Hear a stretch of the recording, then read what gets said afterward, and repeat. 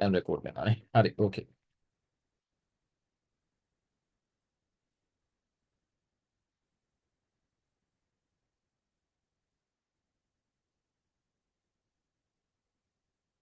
අතරම මම ඉස්සෙල්ලා කිව්වා වගේ මම අර බිස්නස් වර්ක්ෂොප් එකට අදාළව මේ ඔයාලට පේනව නේද ළමයි? මාව පේනවද? හරි. බිස්නස් වර්ක්ෂොප් එකට අදාළව හදපු ප්‍රසන්ටේෂන් එකක් තමයි මම මේ ඔයගලන්ට මේ අද පාවිච්චි කරන්නේ. ඒකේ මූල්‍ය කළමනාකරණය හා අලෙවි කළමනාකරණය හා සම්බන්ධ සෙෂන් එකක් කරා. ඒ දෙකේ ටිකක් ප්‍රැක්ටිකල් පැත්තක් කතා කරේ. ඒක සාමාන්‍යයෙන් ඔබේම ව්‍යාපාරයක් ආරම්භ කරලා කරගෙන යනකොට අපි කතා කරන්න ඕන කාරණා ගැන කතා කරන්න තමයි මේ සෙෂන් එක අපි කරන්නේ. එතකොට ඔබේ මුදල් ගැටලු මොනවද කියලා අඳුනගන්න එක ඉතාමත්ම වැදගත්. අපි ව්‍යාපාරයක් කරගෙන යනකොට මොකද ගොඩක් ව්‍යාපාර වලට තියෙන ගැටලුවක් තමයි මොනවද අපිට තියෙන මුදල් ගැටලු කියන එක ගැන අපිට අවබෝධයක් නැහැ. හරිද? කර ඕගලන් කවුරු හරි ව්‍යාපාර කරන කවුරු හරි ඉන්නවද? උවින්දු ඉන්නවනේ. උවින්දු බිස්නස් එකක් කරනවනේ. ඔව් සර් කරනවා. ඔව්. මට තප්පරයක් දෙන්න.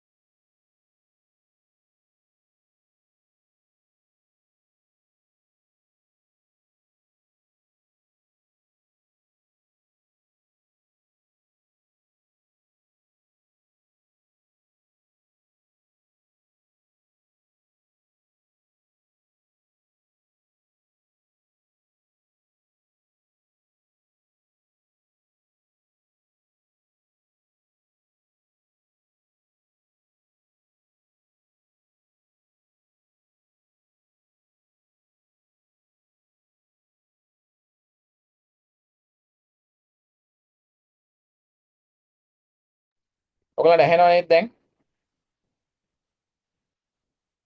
ළමයි ඇහෙනවද? ළමයි ඇහෙනවා සර්. හරි හරි ඕකේ. එතකොට ඒ වර්ක්ෂොප් එකේ අපි කතා කරන්නේ ඇත්තටම ඒ වර්ක්ෂොප් එකේ ඉන්න ඔක්කොමලා මේ බිස්නස් කරන කට්ටියමයි. පොඩි පොඩි බිස්නස් කරන කට්ටිය, සාමාන්‍යයෙන් මධ්‍යම පරිමාණයේ බිස්නස් කරන කට්ටිය. ඒගොල්ලන්ට ඒ හදපු ස්ලයිඩ්ස් ටිකේ තියෙන කරුණු මම හිතුවා ඔයගොල්ලන්ට කතා කරත් හොඳයි කියලා. මොකද මේකේ අපි ගොඩක් අපේම ව්‍යාපාරයක් කරන්න යනකොට ඉවර වෙලා මොනවද වගේ දේවල්ද අපි සැලකිලිමත් වෙන්න ඕනේ ආරම්භක ව්‍යාපාර ගැන කතා කරා ව්‍යවසායකත්වය ගැන කතා කරා ඒ වගේම අපි බිස්නස් එකක් සාමාන්‍යයෙන් ප්‍රැක්ටිකලි කරගෙන යනකොට මොනවද එන ගැටලු ඒ දේවල් වලට අපි කොහොමද මේ විසඳුම් හොයන්නේ කියන එක ගැන කතා කරොත් හොඳයි කියලා හිතුණා ඒකින්ද තමයි මම මේ ස්ලයිඩ්ස් ටික අරගෙන ඕගලන්ට අද සෙෂන් එක කරන්න හිතුවේ. එතකොට අපි ව්‍යාපාරයක් කරනකොට අපිට එන මූලිකම ගැටලුවක් තමයි මේ මූල්‍ය කළමනාකරණය හා සම්බන්ධ වෙන ගැටලු. හරිද?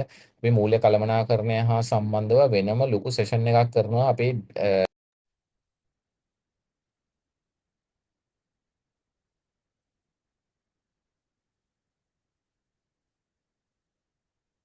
ළමයි. ඔයගලන්ට ඇහෙනවද?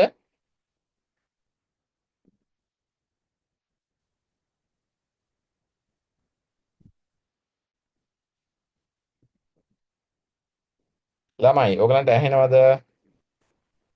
සර් වීඩියෝ පේන්නේ වීඩියෝ පෙන් දැන් පේනවද? නැහැ. ස්ක්‍රීන් එක ෂෙයා නැති නිසා කාවින්ද හොස් දෙන්න පුළුවන්ද?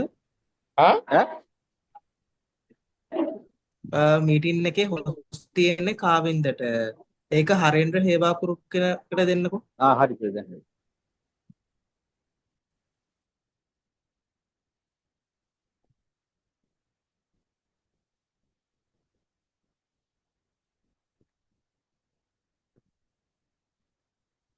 හරිද? හරි සර් හරි දැන්. දැන් පේනවද? ස්ලයිඩ් එක? හරි පේනවා සර්. හරි. හරි. ඕකේ. එතකොට අපි ව්‍යාපාරයක් කරනකොට ඉවර වෙලා අපිට එන ප්‍රධාන ගැටලුවක් තමයි මේ මූල්‍ය කළමනාකරණය හා සම්බන්ධව මුදල් හා සම්බන්ධව ගැටලු. එතකොට මූල්‍ය කළමනාකරණය අපි හරියට කරගෙන ගියේ නැති වුණොත් එහෙම ව්‍යාපාරයක් විතරක් නෙමෙයි අපේ පෞද්ගලික ජීවිතය ගත්තමත් අපිට අපේ එදිනෙදා කටයුතු කරගෙන යන්න බැරි වෙනවා. අපේ පෞල් සංස්ථා බිඳ වැටෙන්නත් පුළුවන්. ඒකින්ද මේ මුදල් හා සම්බන්ධව මූල්‍ය ගැටලු හා සම්බන්ධව පොඩ්ඩක් සාකච්ඡා කරන එක හොඳයි කියලා හිතුවා විශේෂයෙන්ම ව්‍යාපාර වලට අදාළව. හරිද?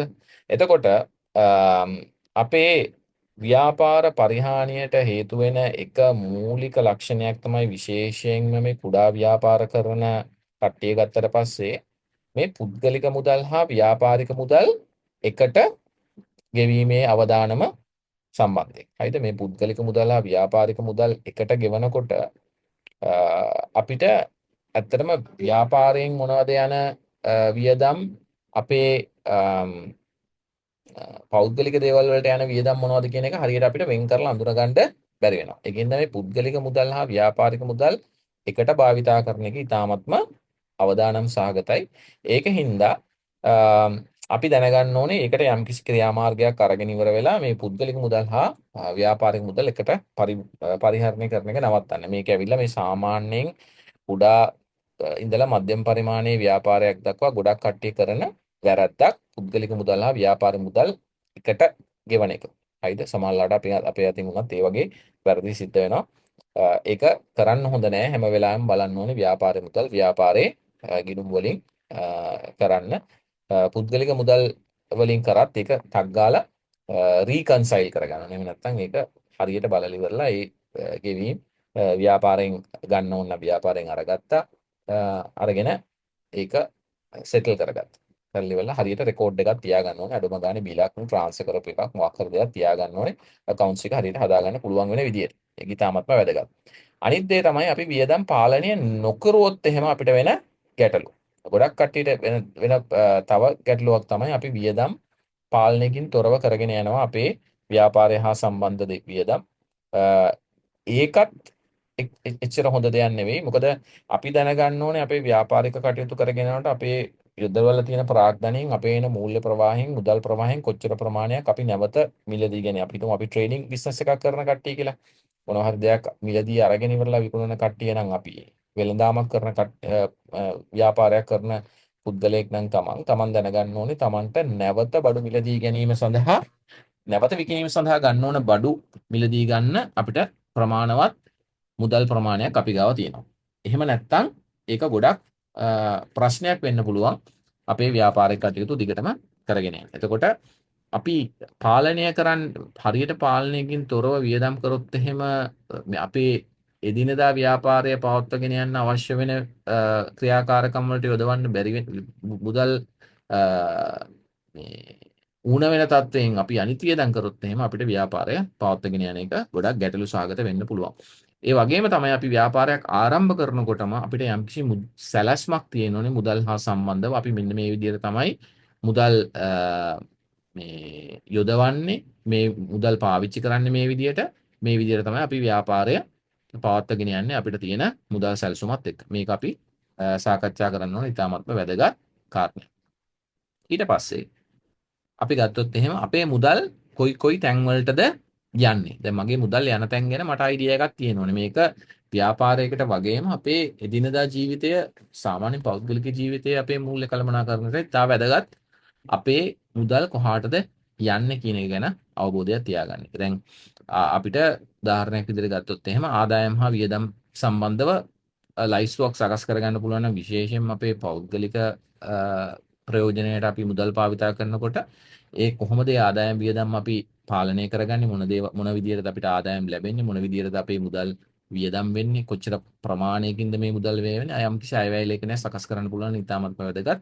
ව්‍යාපාරයකදී අනිවාර්යයෙන්ම අපි දැනගෙන ඉන්න ඕනේ අපිට ආදායම් ලැබෙන්නේ කොහොමද, කොච්චර ප්‍රමාණයක් අපිට වියදම් වෙනවද, ඒ වියදම් වෙන ප්‍රමාණයට සරලන ප්‍රමාණයට අපිට ආදායම් ලැබෙනවද, එහෙම නැත්නම් ආදායම් හොඳ සමහර වෙලාවට අපිට යන වියදම් වලටම සරලන ආකාරයෙන් ආදායම් ලැබෙන්නේ නැති වෙන්න පුළුවන් සමහර මාසවලදී. ඒ වෙලාවේදී අපි කරන්න ඕනේ ඒ මාසෙදී ඒ අදාළ වියදම් ටික කරගන්න යම්කිසි මුදල් ව්‍යාපාරයට යොදව ගත්තට කමක් නැහැ. අපි ඒක ස්ථිරසාරව කරන්න ඕනේ. උදාහරණයක් විදිහට අපි ගත්තොත් එහෙම ගොඩක් ව්‍යාපාර වලට වෙන දෙයක් තමයි වියදම් වැඩි වුණොත් එහෙම ආදායම් අඩු වුණොත් එහෙම අපි බැංකුවෙන් මේ මුදල් ටික ගන්නවා. අපේ කරන්ට් account එකක් තියෙනවා නම් ජංගම මිනුමක් තියෙනවා නම් ජංගම මිනුම ඕඩි කරනවා. හරිද? ඕවර්ඩ්‍රාෆ්ට් එකක් ගන්නවා. හරිද? ජංගම මිනුම බැංකු අයිරාවක් ගන්නවා. අරගෙන ඉවර වෙලා ඒ බැංකු අයිරාව අපි දැනගන්න ඕනේ අදාළ කාලය තුලදී පියවන්න අපිට ලැබෙන ඊට පස්සේ අපිට ලැබෙන ආදායම. හරිද? එතකොට අපි මේ ආදායම් හා වියදම් ලයිස්තුව සකස් කරගත්තම තියෙන ප්‍රධානම දේ තමයි අපිට අදහසක් ගන්න පුළුවන් කොයි පැත්තෙන්ද අපිට ආදායම වැඩි කරන්න පුළුවන්, කොයි පැත්තෙන්ද අපිට වියදම අඩු කරගන්න පුළුවන්. අපි ආදායම් වැඩි කරන්න බලන්නත් ඕනේ, වියදම අඩු කරන්න බලන්නත් ඕනේ. මේ දේවල් ඉතාමත්ම වැදගත් මේ මුදල් යන තැනුත් එක්ක. හරිද? ඊට අමතරව මාසික වියදම් ලයිස්තුවක් සකස් කරන්න ඕනේ. ඒකට ආදායම් මූලාශ්‍ර අපි දැනගන්න ඕනේ. මොනවයින්ද අපිට එන්නේ. අපිට කඩයක් තියෙනවා නම් කඩයක් කරනවා නම් කඩයෙන් අපිට මුල් ආදායම කීයද? අපි රෙන්ට් එකට දීලා තියෙනවා නම් තව කඩ කාමරයක් හරි මොකක් හරි ඒකෙන් අපිට කුලිය කීයක් හම්බ වෙනවද? අපි මොනවා හරි වගාවකට හරි මොකක් හරි දෙයකට අපි ආයෝජනයක් කරලා තියෙනවා නම් ඒ වගාවෙන් අපිට මාසිකව ලැබෙන ආදායම කීයද? හරිද? මේ දේවල් තමයි අපේ ආදායම් මූලාශ්‍ර කියලා කියන්නේ. ඊට අමතරව අපිට තියෙනවා ස්ථිර වියදම් කියලා දෙයක්. මොනවද ස්ථිර වියදම් කියන්නේ ළමයි? මොනවද ස්ථිර වියදම්? ස්ථිර වියදම් කියන එකෙන් අදහස් කරන්නේ මොකද්ද? ඌින්දු ස්ථිර වියදම් කියලා කියන්නේ අපිට ව්‍යාපාරයේ මොන ආදායම් මොන විදියට ලැබුණත් අනිවාර්යයෙන්ම අපිට ගෙවන්න වෙන වියදම්. උදාහරණයක් විදිහට ගත්තොත් එහෙම අපි අපේ ව්‍යාපාරය කරන්නේ යම්කිසි කුලියට ගත් තැනක නම් ඒ ස්ථානයේ කුලිය අපිට සතයක් හම්බුනේ නැති වුණත් අපි ඒ කුලිය මුදල ගෙවන්න. හරිද? අපි ගාව වැඩ කරනවා නම් හතර දෙනාගේ පඩි ගෙවන්න තියෙනවා නම් අපි ඒ හතර දෙනාගේ පඩි ගෙවන්න ඕනේ අපිට මුදල් ලැබුණත් නැත. මේවා තමයි ස්ථිර වියදම් කියලා කියන්නේ. හරිද? ඊට අමතරව විචල්්‍ය වියදම් කියලා කියන්නේ අපි වැඩ කරන ප්‍රමාණය අනුව අපිට වියදම් වෙන මුදල්. අපි හිතමු අපි යම්කිසි භාණ්ඩයක් නිෂ්පාදනය කරන භාණ්ඩ ප්‍රමාණය වැඩි වෙන අමුද්‍රව්‍ය වලට යන වියදම් වැඩි වෙනවා. හරිද? ඒ නිෂ්පාදනය හා සම්බන්ධව ඍජුව සම්බන්ධ වෙලා ඉන්න සේවකයන්ගේ පඩි වගේ දේවල්, OT වගේ දේවල් ඒ නිෂ්පාදනය කරන ප්‍රමාණයත් එක්ක වැඩි වෙනවා. හරිද? අන්න ඒක තමයි විචල්්‍ය වියදම් කියලා කියන්නේ. කියන්නේ අපේ නිෂ්පාදනය හෝ සේවාව සපයන ප්‍රමාණය අනුව වෙනස් වෙනවා නම් වියදමක් ඒක විචල්්‍ය වියදම්. ඒතර විචල්්‍ය වියදම් ප්‍රශ්නයක් නෑ යම්කිසි ප්‍රමාණයකට. මොකද අපි නිෂ්පාදනයක් හෝ සේවාව සැපයීමක් හෝ යම්කිසි විකිණීමක් කරොත් විතරයි අපිට ඒ වියදම එන්නේ. හැබැයි ස්ථිර වියදම් තාමත් කල්පනාකාරී වෙන්න ඕනේ. අපිට මාසිකව අපේ ආදායම් මූලාශ්‍ර වලින් ලැබෙන ආදායමින් අවම වශයෙන් අපේ ස්ථිර වියදම් ස්ථිර වියදම් පියවා ගැනීමේ හැකියාව අපිට තියෙන්න ඕනේ. ඒ කියන්නේ අපිට අපේ මුදල් ප්‍රවාහය කෑෂ් ෆ්ලෝ එක යම්කිසි මට්ටමක තියාගෙන යන්න පුළුවන් වෙන්න ඕනේ. එහෙම නැත්නම් අපි මහ ලොකු අවුලකටපත් වෙනවා. අපි නොදැනුවත්වම අපේ ව්‍යාපාරය ගොඩක් හිරවීමකට ලක් වෙන්න පුළුවන් අවශ්‍ය මුදල් ප්‍රමාණය නැතුව සහ මුදල් කළමනාකරණය නොකිරීම හේතුවෙන්. හරිද? එතකොට ව්‍යාපාරික තත්ත්වය දැනගන්න මුදල් වෙන් කිරීම අත්‍යවශ්‍යයි. පුද්ගලික මුදල් හා ව්‍යාපාරික මුදල් වෙන් කරන එක අපි ඉස්සෙල්ලා කතා කරා. අනිත් එක පුද්ගලික වියදම් ව්‍යාපාරයෙන් කරාම තව දෙයක් තමයි අපි හිතමු අපේ ව්‍යාපාරයේ මුදල් වලින් අපි පුද්ගලික වියදම් කරනවා. එතකොට අපිට මොකද එන ගැටලුව? අපිට අපේ ව්‍යාපාරයේ ලාභය සම්බන්ධව පැහැදිලි අදහසක් එන්නේ නැහැ. ලාභය වෙනස් වෙන්න පුළුවන්. හරිද? ඒතර පුද්ගලික වියදම් ව්‍යාපාරයෙන් කරන එකත් ඉතාමත්ම අපහසු කාරණයක්. හරිද? පුද්ගලික වියදම් ව්‍යාපාරයෙන් කරන්න ඉතාමත්ම අපහසුයි. ඊළඟට හොඳම දේ තමයි අපේ ව්‍යාපාරයේ ගනුදෙනු ව්‍යාපාරයේ බැංකු ගිණුමෙනුත් අපේ පුද්ගලික වියදම් පුද්ගලික බැංකු ගිණුමෙනුත් කරන එක. ඊට අමතරව ව්‍යාපාරයේ වුණත් වියදම් ගොඩක් තියෙනවා නම් එක එක ආකාරයේ වියදම් අපි හිතමු අපිට ඕනනම් ඒකෙත් account දෙකක් තියාගන්න ව්‍යාපාරෙත් account කීපයක් තියාගන්න පුළුවන් අපිට හරියට මේ මුදල් ටික පාලනය කරලා මේ වියදම් ටික track කරගන්න. හරියට බලාගන්න මොන දේවල් වලට ගියේ. එතකොට අපි එක account එකකින් නම් සප්ලයර්ස් ලට ගෙවන්නේ අපේ සැපයුම් කරුවන්ට ගෙවන්නේ අපි ඒ account එක බලුවම අපිට හිතා ගන්න පුළුවන් අපිට කොච්චර චෙක් එන්න තියෙනවද කොච්චර මුදල් ප්‍රමාණයක් ඒ account එකේ තියෙනවද එහෙම නැත්නම් වෙන අපිට එන ආදායමින් කොච්චර මුදල් ප්‍රමාණයක් අපිට ඒ account එකට දාන්න ඕනේද අපේ මේ මාසේ එන සැපයුම් කරුවන්ගේ චෙක් ක්ලියර් වෙන්න චෙක් ටික ගෙවන්න හරිද අන්න ඒ වගේ දේවල් කිරීම ඉතාමත්ම වැදගත් මේවා පොඩි දේවල් දැනටමත් ව්‍යාපාර කරන කට්ටිය කරන දේවල් සමහර කට්ටිය මේක කරන්නේ නැහැ දැන් අපේ මේ ව්‍යාපාරය හා සම්බන්ධ ව්‍යාපාරික වැඩමුළු හා සම්බන්ධ මේ සාකච්ඡාවෙදිත් අපිට මේ වගේ ගැටලු තියෙන කට්ටිය අපි හොයාගත්ත කතා කරන්නේ. හරිද? ඊට පස්සේ වියදම් සටහන් නොකරන එක ඊටාත්ම බරපතල මූල්‍යමය ගැටලු වලට බලපාන්න පුළුවන් දෙයක්. වියදම් සටහන් නොකිරීම. වියදම් සටහන් කරේ නැත්නම් ඒක ඊටාත්ම බරපතල කාරණයකට මුල පුරන්න පුළුවන්. අනිත් එක ආදායම් මත පදනම් වෑයම. මොකද මේ ආදායම් මත පදනම් වෑයම වැරදි කියලා කියන්නේ? වියදම් සටහන් නොකිරීම වැරදි කාරණයක්. ආදායම් මත පදනම් වෑයමත් වැරදි කාරණයක්. මොකද ආදායම් මත පදනම් වෑයම කියන්නේ ළමයි?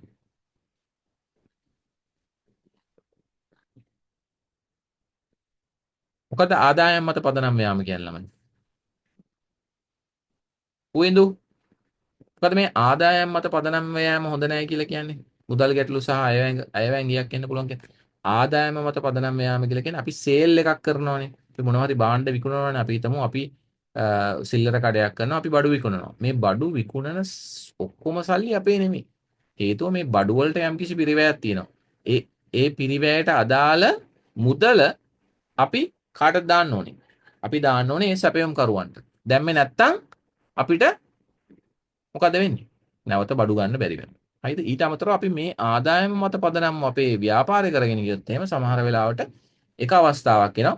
අපි හිතනවා අපිට වියදම් එකපාර යන්නේ නැහැනේ වියදම් යන්නේ වෙන වෙනමනේ. හැබැයි අපි එක දවසක අපේ කඩේ සේල් එක වැඩි වුණ ගමන් අපිට සල්ලි තියෙනවා කියලා අපි වෙන වෙන දේවල් වලට වියදම් කරනවා. අන්තිමට බලනකොට අපිට කඩේ අපි මේ විකුණපු බඩු වලට අදාළව අපිට ගෙවන්න තියෙන ගෙවීම් සැපයුම් කරුවන්ටවත් ගෙවීම් කරගන්න බැරි වෙනවා. ඒකින්ද මේ ආදායම් මත පදනම් යාම කියන එක ලොකු ප්‍රශ්නයක්. හරිද?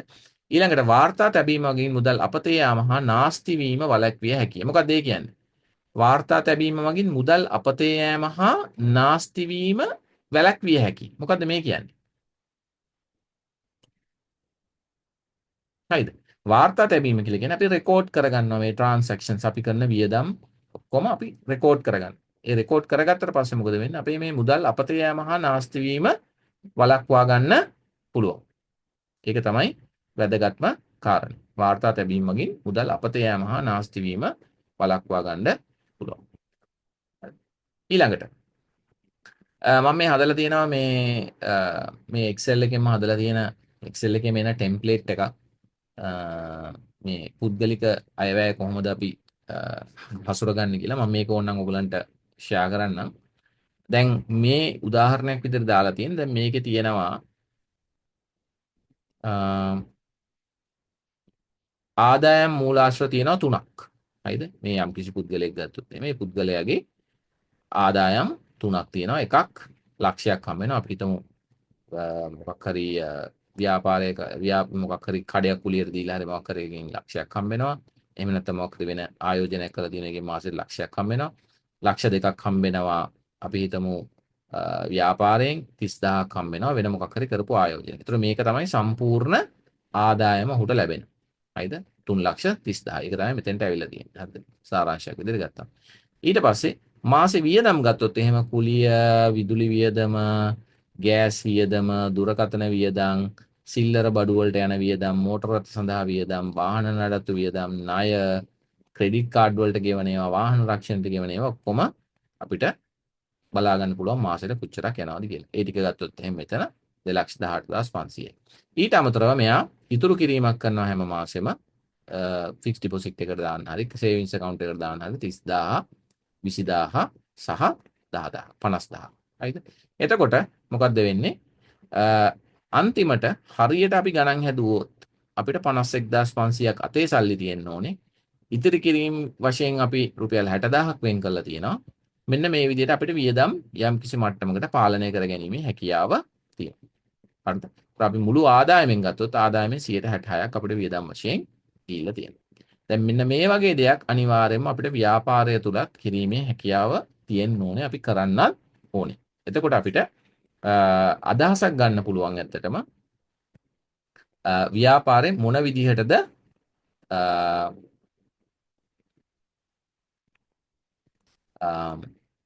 මොන තත්ත්වෙද තියෙන්නේ අපිට තියෙන මුදල් ප්‍රමාණය ප්‍රමාණවත්ද එහෙම නැත්නම් මොනවා හරි ගැටලුවක් තියෙනවද මොන විදිහටද අපි ව්‍යාපාර කටයුතු කරගෙන යන්න ඕනේ කියන එක. හරිද?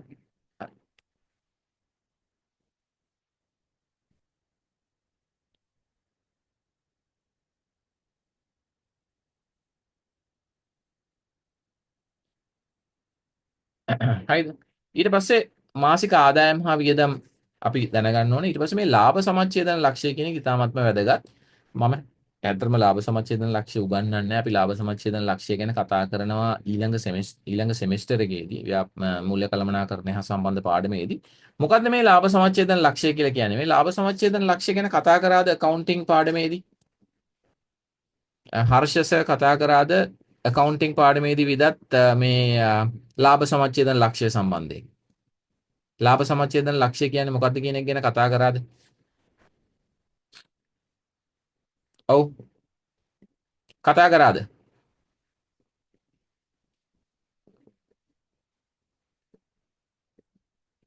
මොකද්ද ලාභ සමච්ඡේදන ලක්ෂ්‍ය කියලා කියන්නේ? ප්‍රමුදී නැද්ද? ප්‍රමුදී නෑනේ. නෙත්මි, දිල්සර, මහේෂා, ප්‍රමුදිත, කාවින්ද මොකද්ද මේ ලාභ සමච්ඡේදන ලක්ෂ්‍ය කියලා කියන්නේ මොකද්ද? අපි ව්‍යාපාරයක් ගත්තට පස්සේ ව්‍යාපාරයේ හරිද ලැබෙන ආදායම් සහ යන වියදම් ගත්තට පස්සේ මේ දෙක සමාන වෙන මොහොත තමයි අපි ලාභ සමච්ඡේදන ලක්ෂ්‍ය කියලා කියන්නේ. ඒ කියන්නේ ලාභයක්වත් අලාභයක්වත් නැති අවස්ථාව. ඒතර අපි අඩුම ගානේ ව්‍යාපාරයක් කරගෙන යනවා නම් මේ ලාභ සමච්ඡේදන ලක්ෂ්‍යයේ තියෙන විදිහට අපේ වියදම් සිදු කරගන්න අවශ්‍යයි. ඒ කියන්නේ ව්‍යාපාරයේ ලාභෙකුත් නැහැ අලාභෙකුත් නැහැ. ලොස් එකක් නැහැ. ලොස් එකක් නැති විදිහට කරගෙන ගියොත් අපිට ආදායමක් නැතුනොත් ව්‍යාපාරේ පවත්වාගෙන යන්න පුළුවන්. හරිද? ඒක තමයි මේ ලාභ සමච්ඡේදන ලක්ෂ්‍ය ගණනය කරන එකේ වටිනාකම. අපි ලාභ සමච්ඡේදනය ගණනය කිරීම මේ වෙලාවේදී කරන්නේ අපි ඒක ඊළඟ ලෙවල් එකේදී සෙකන්ඩ් සෙමෙස්ටර් එකේදී කරනවා. සිර සහ විචල්්‍ය ආදායම් කියන එක මේ ලාභ සමච්ඡේදන ලක්ෂ්‍ය ගණනය කිරීමේදී අවශ්‍ය වෙනවා. හරිද? ස්ථිර වියදම් වලින් ස්ථිර වියදම් අපිට කවර් කරගන්න පුළුවන්ද අපිට ලැබෙන ආදායමෙන් අපිට ලැබෙන ලාභයෙන් කියන එක තමයි මේ ලාභ සමච්ඡේදන ලක්ෂයෙන් අපි හොයන්නේ. හරිද? රයිට්. ඔයගොල්ලන්ට මොනවා හරි ප්‍රශ්න තියෙනවා නම් ව්‍යාපාර හා සම්බන්ධව ව්‍යාපාරයක් කරගෙන යනකොට දැනට එන ගැටලු හා සම්බන්ධව ඕන දෙයක් අහන්න මම උත්තර දෙන්නම්. ඊට අමතරව සීමිත මුදල් වලින් කළමනාකරණය. මොකද සීමිත මුදල් වලින් කළමනාකරණය කියලා කියන්නේ?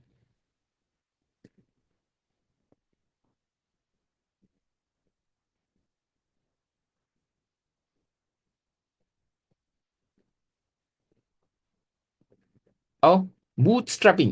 බූත් ස්ට්‍රැපින් කියලා කියන්නේ මොකද්ද? මේ අපි ස්ටාර්ට්අප්ස් ආරම්භක ව්‍යාපාර ගැන ඊයේ කතා කරනකොට අපි කතා කරානේ.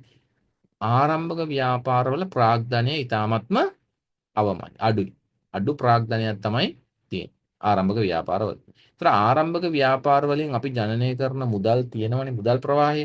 ඒ මුදල්ම පාවිච්චි කරලා වෙලා ව්‍යාපාර කටයුතු කරගෙන යන එකට තමයි අපි කියන්නේ මේ බූත් ස්ට්‍රැපින් කියලා. හරිද? ඒතර අපිට අපේ ව්‍යාපාරයෙන්ම ජනනය කරන මුදල් වලින්ම ව්‍යාපාරය පවත්වාගෙන යන්න පුළුවන් නම් ව්‍යාපාරය ටික ටික දියුණු කරන්න පුළුවන් නම් ව්‍යාපාරය පුළුල් කරන්න පුළුවන් නම් අන්න ඒකට තමයි බූත් ස්ට්‍රැපින් කියලා කියන්නේ. කියන්නේ සීමිත මුදල් වලින් ව්‍යාපාරය කළමනාකරණය කරගන්න එක. එතකොට මේකට ඉතාමත්ම වැදගත් වෙන දෙයක් තමයි අවශ්‍ය සහ අනවශ්‍ය වන අනවශ්‍ය වියදම් වෙන් කරලා අඳුනගෙන අත්‍යවශ්‍ය දේවල් වලට විතරක් ඒ මුදල් යොමු කරලා අනවශ්‍ය වියදම් නොකර ඉන්න එක.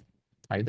මුදල් ප්‍රමුඛතාවය දීමත් ඉතාමත්ම වැදගත්. කොහොමද අපි මොන දේවල් වලටද අපි ප්‍රමුඛතාවය දෙන්නේ? මුදල් ප්‍රමුඛතාවය කියලා කියන්නේ අපි කරන දේවල් වලින් අපි මුදල් වියදම් කරන්නේ අපේ ව්‍යාපාරයට අත්‍යවශ්‍ය මොන කාරණා සඳහාද අපි මුදල් වියදම් කරන්නේ. ඒක තමයි මුදල් ප්‍රමුඛතාවය කියලා අපි කියන්නේ. මුලින්ම කරන දේවල්.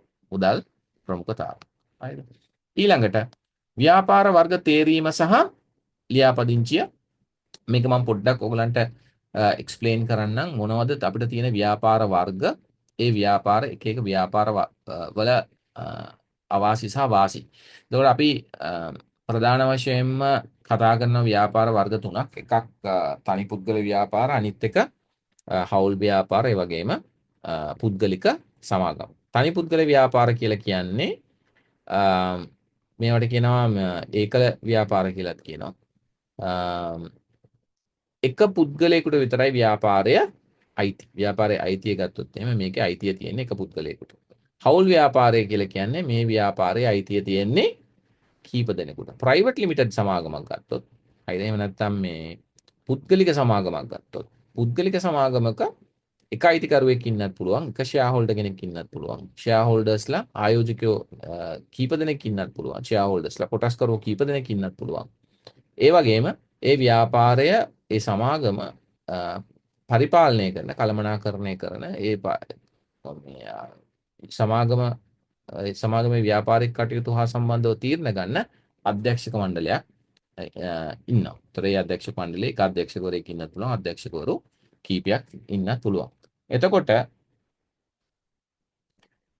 අපි ව්‍යාපාර වර්ග තේරීම සහ ලියාපදිංචිය ගැන සාකච්ඡා කරනකොට මේ එක එක ව්‍යාපාර වර්ග ගත්තම් මේ එක එක ව්‍යාපාර වර්ගවල වාසි සහ අවාසි තියෙනවා.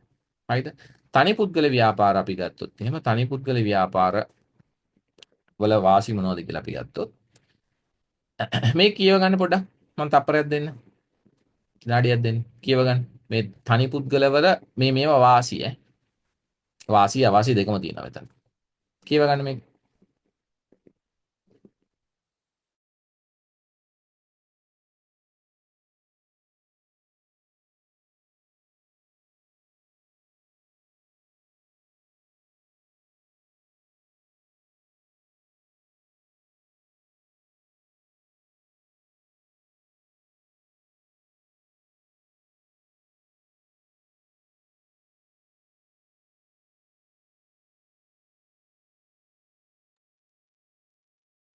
ඔව්. තනි පුද්ගල ව්‍යාපාර ගත්තොත් එහෙම තනි පුද්ගල ව්‍යාපාර පාලනය කරන එක පහසුයි. ඒ කියන්නේ අපි තනියෙන් ඉන්නේ ව්‍යාපාරේ.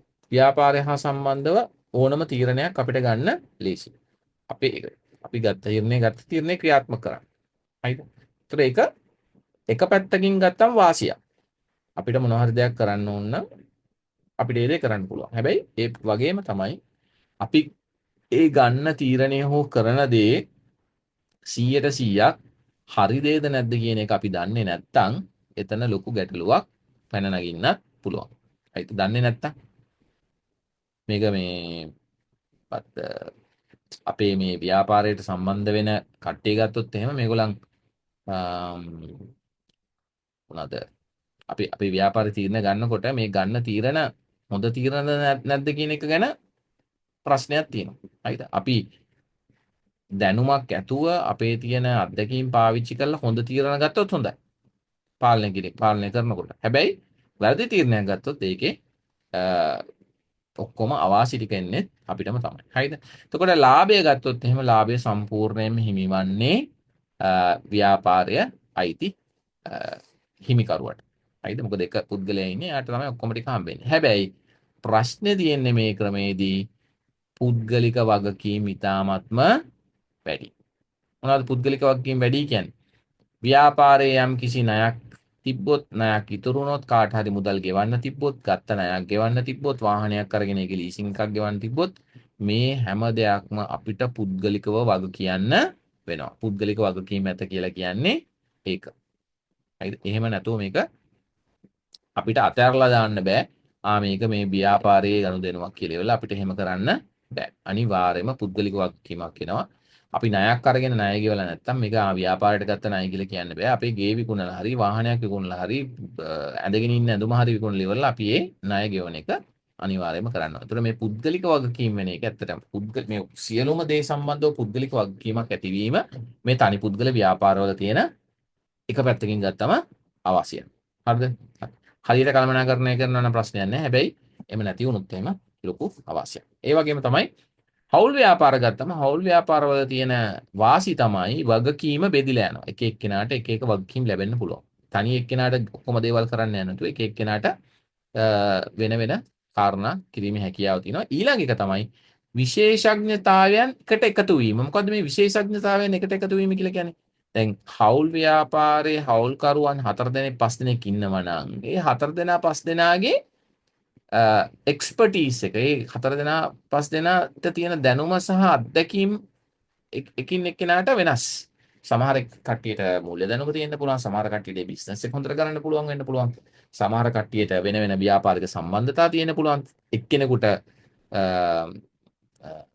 විශේෂ වූ අලෙවිකරණ හැකියාව තියෙන්න පුළුවන්. මේ වගේ එක එක විශේෂඥතාවයන් තියෙන්න පුළුවන් හවුල්කරුවෝ එක එක්කෙනා වෙන වෙනම ගත්තා. මේ ඔක්කොම හවුල් ව්‍යාපාරවල තියෙන වාසි. ඒ වගේම තමයි අපි වගකීම් ගත්තොත් වගකීම් අර එක එක්කෙනාට බෙදිලා යනවා.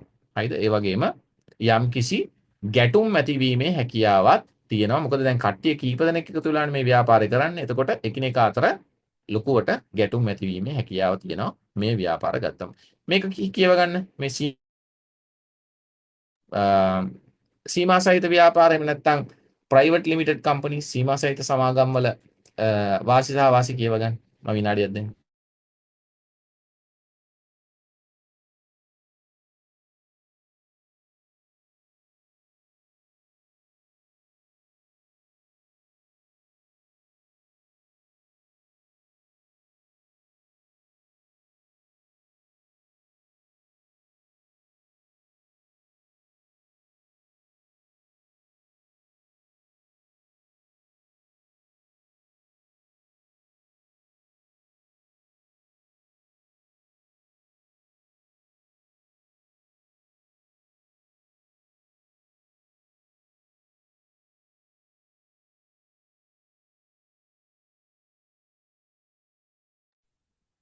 හරි.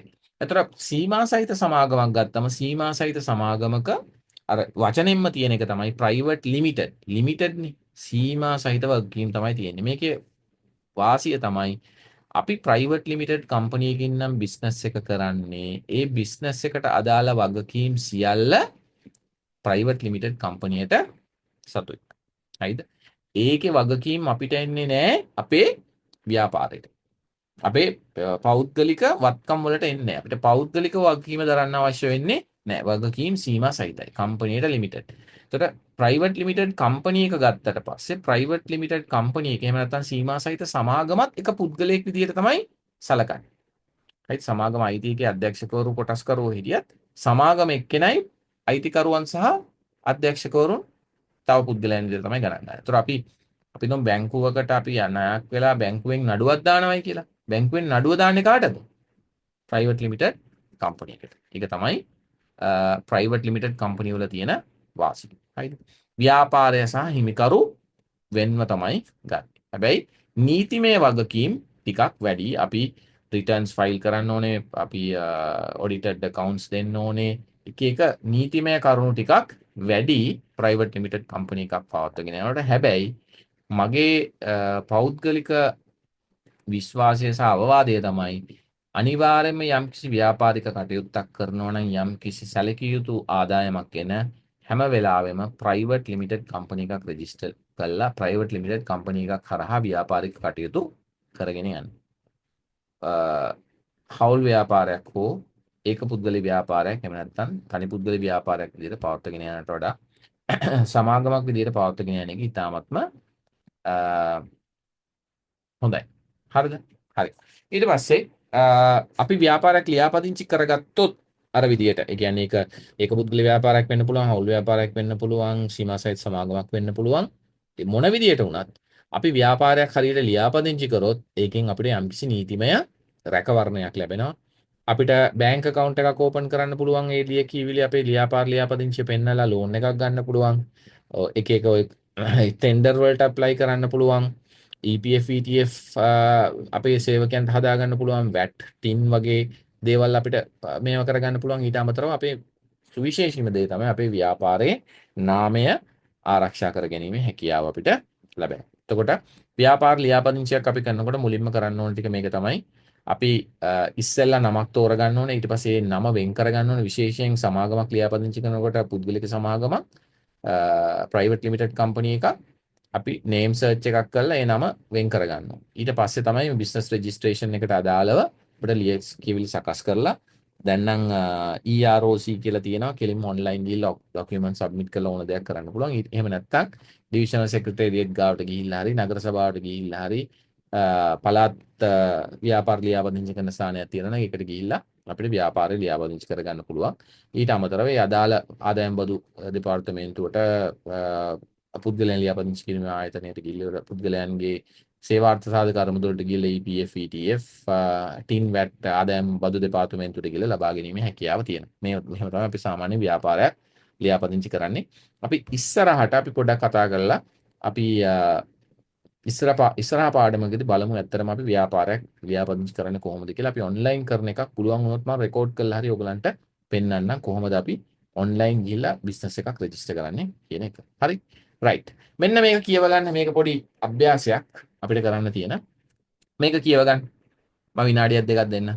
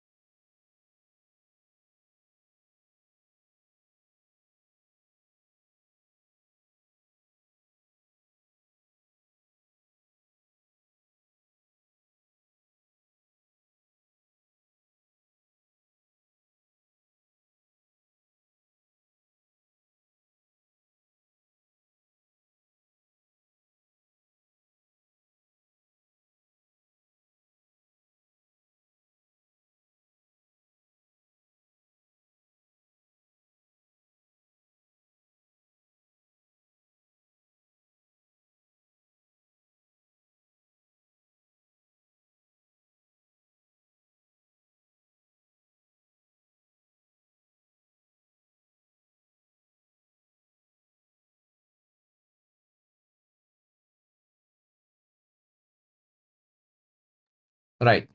එතකොට මේ රුෂාන් කියලා කියන්නේ අවුරුදු 28ක ව්‍යවසායකයෙක්. ඔහුගේ අ, මව ඔහුට ඉගැන්වූ ඇඳුම් මැසීමේ කුසලතාවයන්ගෙන් ආభాෂය ලැබූ ඔහු නිවස පදනම් කරගත් කුඩා ඇඳුම් ව්‍යාපාරයක් ආරම්භ කිරීමට තීරණය කළා. ඔහු ප්‍රධාන වශයෙන් ඉන්ස්ටාග්‍රෑම් සහ ටික්ටොක් කරහා ස්ටයිල් ස්ටිච් කියන නමින් තමයි ඒගොල්ලන් එයා ව්‍යාපාරය කරේ. එයා නවීන හා නිර්මාණාත්මකව සකස් කරන ලද ඇඳුම් විකිණීම ආරම්භ කරා. මාස දෙක තුනක් ඇතුළත ඔහුගේ උසස් තත්ත්වයේ ඇඳුම් සහ නිර්මාණාත්මක විලාසයන් හේතුවෙන් ඔහුට දිනකට ඇඳුම් 10ක්, ඒ කියන්නේ මාසෙට සාමාන්‍යයෙන් ඇඳුම් 300ක විතර ඕඩර් එකක් හම්බ වුණා. හරිද? දැන් අපි ඊළඟ ස්ලයිඩ් එකට ගිහලා බලමු මොකද එයාට උනේ කියලා ඊට පස්සේ. right? මේ ආකාරයට ඔහු ව්‍යාපාරය කළමනාකරණය කරමින් සිටින අතරතුර පහත ගැටලු වලට මුහුණ පාන්නට සිදුවිය. දුර්වල මූල්‍ය කළමනාකරණය. රුෂාන් සියලු ව්‍යාපාර ආදායම් සහ වියදම් සඳහා ඔහුගේ පුද්ගලික බැංකු ගිණුම භාවිතා කළා. මේ නිසා ඔහුගේ ලාභ හෝ මුදල් ප්‍රවාහය පිළිබඳ පැහැදිලි අදහසක් ඔහුට තිබුණේ නැහැ. මුදල් ගියේ කොහෙදයි නොදැන ඔහුට බොහෝ විට මුදල් හිඟයක් ඇති වුණා. දන්නේ නැහැ කොහාටද සල්ලි යන්නේ කියලා. තමන්ගේ account එකෙන්මයි සල්ලි ගෙවන්නේ. දන්නේ නැහැ බිස්නස් එකට මොකද්ද වෙන්නේ කියලා. ඇඳුම් මැසීමට මිලදීගත් රෙදි පිළිවෙල නිවැරදි වාර්තා තබා නොගැනීම. ඔහු රෙදි සහ උපාංග තොග වශයෙන් මිලදීගත් නමුත් නිසි වාර්තා පවත්වා ගත්තේ නැත. සමහර ගනුදෙනුකරුවන් ඇනෝම් අලවලංගු කළ විට හෝ ගෙවීම් ප්‍රමාද කළ විට ඔහුට නොවිකුණු තොගයක් ඉතිරි වූ අතර පාඩු කළමනාකරණය කරන්නේ කෙසේදැයි නොදැන සිටියේ. එයා රෙදි උපාංග තොග වශයෙන් ගත්තට නිසි වාර්තා පවත්ව ගත්තේ නැහැ. හරිද? සමහර ගනුදෙනුකරුවන් ඇනෝම අවලංගු කරොත් හරි ගෙවීම් ප්‍රමාද කරොත් එයාට නොවිකුණු තොගයක් ඉතුරු වෙනවා පාඩු කළමනාකරණය කරගන්න කියලා. කොහොමද කියලා අදහසක් තිබ්බේ නැහැ. ඊට පස්සේ යාට ආව නීතිමය ගැටලුවක්. ඔහු ස්ටයිල් ස්ටිච් සන්නාමයේ යටතේ ක්‍රියාත්මක වූද එය ලියාපදිංචි නමක් නොවිය.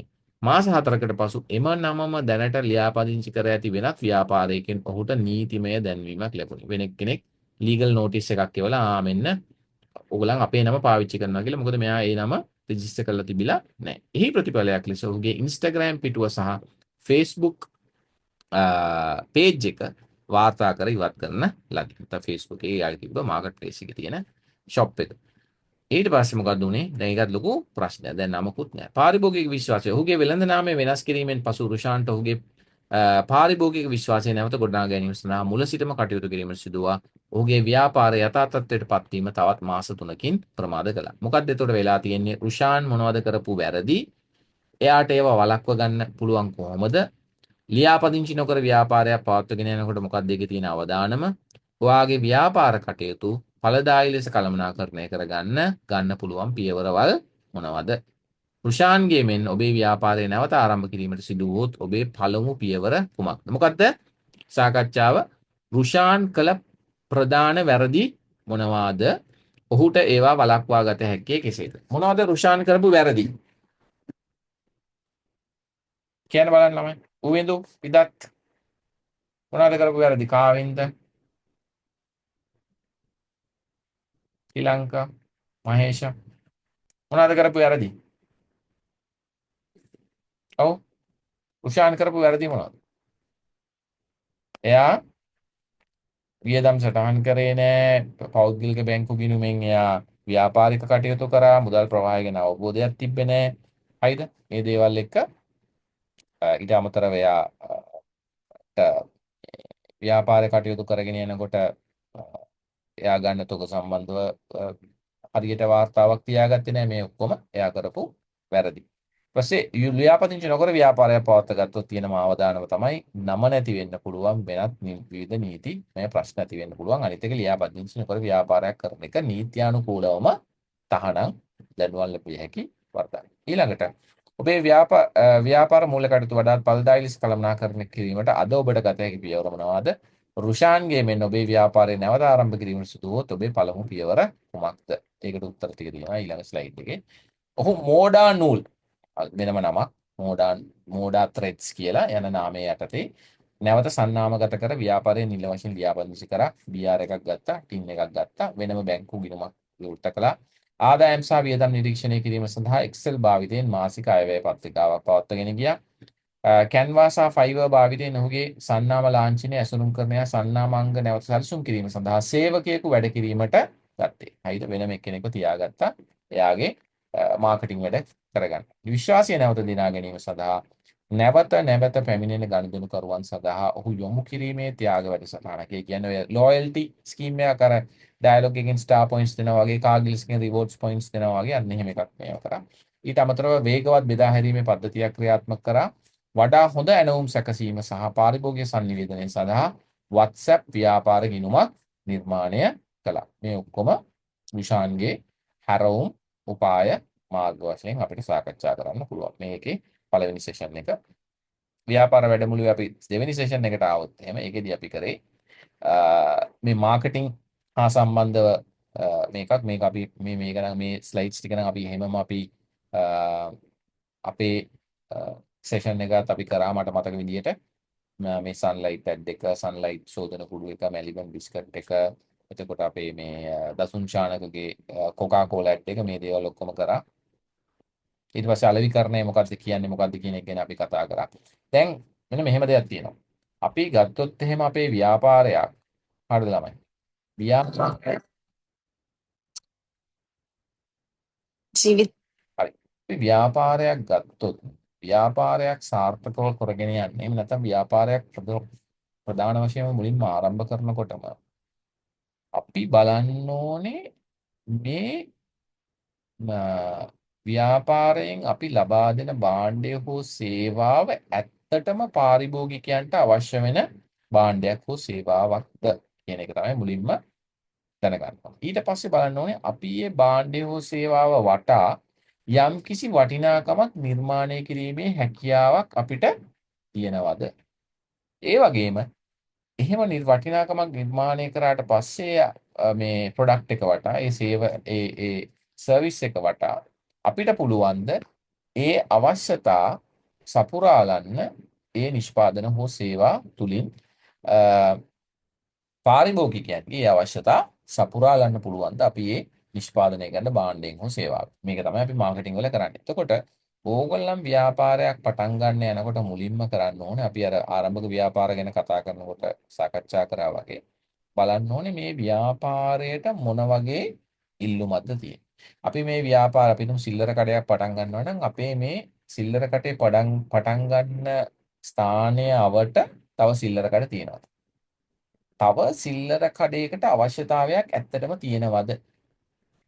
දැනට තියෙන සිල්ලර කඩ ගත්තොත් ඒ සිල්ලර කඩ වලින් අපේ පාරිභෝගිකයන්ට ලැබෙන්නේ නැති දේවල් මොනවද? ඒගොල්ලන් හරියට කරන්නේ නැති දේවල් මොනවද? මේ ටිකවත් අපි අඳුරගත්තේ නැත්නම් අපිට අපේ ව්‍යාපාරයක් කරගෙන යන්න හම්බෙන්නේ නැහැ. සාර්ථකව අපේ සිල්ලර කඩේ හරියට කරගෙන යන්න වෙන්නේ නැහැ. පාරිභෝගිකයන්ට ඒ අවශ්‍ය දේවල් අපි ලබා දුන්නේ.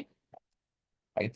ඒකින්ද මුලින්ම අපි කරන්න ඕන දේ තමයි අපි අවශ්‍යතාවය අඳුර ගන්න ඕනේ. මේ අවශ්‍යතාවය අඳුරගෙන ඉවරලා දේවල් කරොත් විතරයි අපිට ඇත්තටම සැලකිය යුතු ආකාරයෙන් අපේ ව්‍යාපාරික කටයුතු හොඳට කරගෙන යන්න අවස්ථාව සැලසෙන්නේ. හරිද? හරි. මේක තමයි මම මාකටිං කියන්නේ. ඒකින්ද ඕගොල්ලන් ව්‍යාපාරයක් කරනවා නම් දැනටම හෝ ව්‍යාපාරයක් කරන්න ඉන්නවා නම් හැම වෙලාවෙම මාකටිං කරන්න ඉස්සෙල්ලා කල්පනා කරන්න අපි මොකද්ද ඇත්තටම අපේ ව්‍යාපාරය හරහා අපේ පාරිභෝගිකයන්ට ලබා දෙන වටිනාකම මොකක්ද? හරිද? අපි සිල්ලර කඩයක් දාලා තියෙනවා නම් අපේ සිල්ලර කඩෙන් අපේ ගෙවල් වටේ ඉන්න කට්ටියට ටක් ගාලා ඇවිල්ලා බඩු ගන්න පුළුවන්.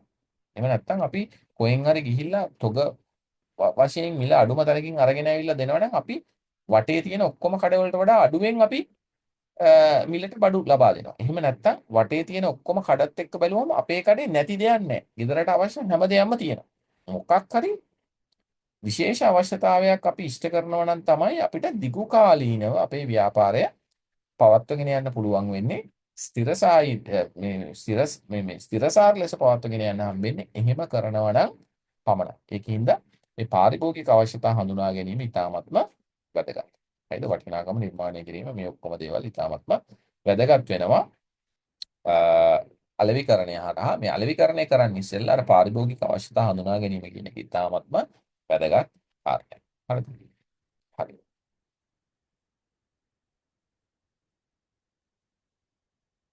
ඒතර ව්‍යාපාරය සඳහා අලෙවිකරණය කොහොමද පාවිච්චි කරන්න කියන මේ ස්ලයිඩ්ස් අපි ඔක්කොම ඉස්සෙල්ලා ඩිස්කස් කරා. එතකොට අලෙවිකරණය කියලා කියන්නේ ඕනෑම ව්‍යාපාරයක් ගත්තාම මේ ව්‍යාපාරයේ බෑක්බෝන් එක අපි සමාගමේ නිෂ්පාදන හෝ සේවාවන් පාරිභෝගිකයන් වෙත සම්බන්ධ කරන්නේ පාරිභෝගිකයන්ට අපේ භාණ්ඩ හෝ නිෂ්පාදන හෝ සේවා සම්බන්ධයෙන් අ, දැනුම ලබා දෙන්නේ ඔවුන්ව අපේ භාණ්ඩ හෝ සේවා වලට ආකර්ෂණය කරගන්න ඒ අවශ්‍ය sannivedanaya කරන්නේ අලෙවිකරණය හරහා. හරිද? අලෙවිකරණයක් නැත්තම් හරි අලෙවිකරණ ක්‍රමවේදයක් නැත්තම් ඇත්තටම අපිට සමහර වෙලාවට ලෝකේ තියෙන හොඳම නිෂ්පාදනය හෝ සේවාව තිබ්බත් කවුරුත් අපේ භාණ්ඩය හෝ සේවාව සම්බන්ධව දැනගන්නේ නැහැ. හරිද? මේ දැනුවත්භාවය ගොඩනැගීම තමයි අපි අලෙවිකරණය හරහා ගොඩක්ම කරන්නේ. ඊට අමතරව අපි දැනට විකරණ විකුණුම් ප්‍රමාණය වැඩි කිරීම, පාරිභෝගිකයන්ගේ පක්ෂපාතීත්වය වැඩි කිරීම මේ දේවල් ඔක්කොම අපි කරන්නේ අලෙවිකරණය හරහා. මේවා මම කතා කරන් ප්ලේ කරන්න යන්නේ නැහැ. මේවා අපි ඉස්සෙල්ලත් ඩිස්කස් කරමු. ටාංකිය වතුර ගාවට ගෙනිච්චට වතුර පාන බැහැ. මේ මැලිබන් ඇඩ් එක ඔයගලන්ට මතක ඇති. මේ මැලිබන් එක එක ප්‍රොඩක්ට්ස් තියෙනවා එක එක කට්ටියට කේට කරන විදිය. දැන් මේකේ තියෙන්නේ පළවෙනි එකක් ඔයගලන්ට මතක ඇති. අන්න බලන්න. සයිමන් කිව්වා විශ්ලේෂණ රූපෙත් ගේන්න කියලා. එන්න කලින් කන්නෝ.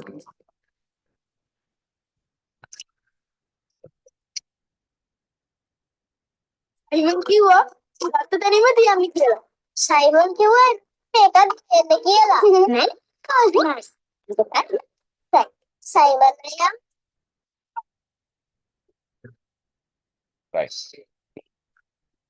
හරිද? ඒ පොඩි ළමයින්ට දෙන බිස්කට්. ඊට පස්සේ ක්‍රීම් කකර් හා සම්බන්ධ.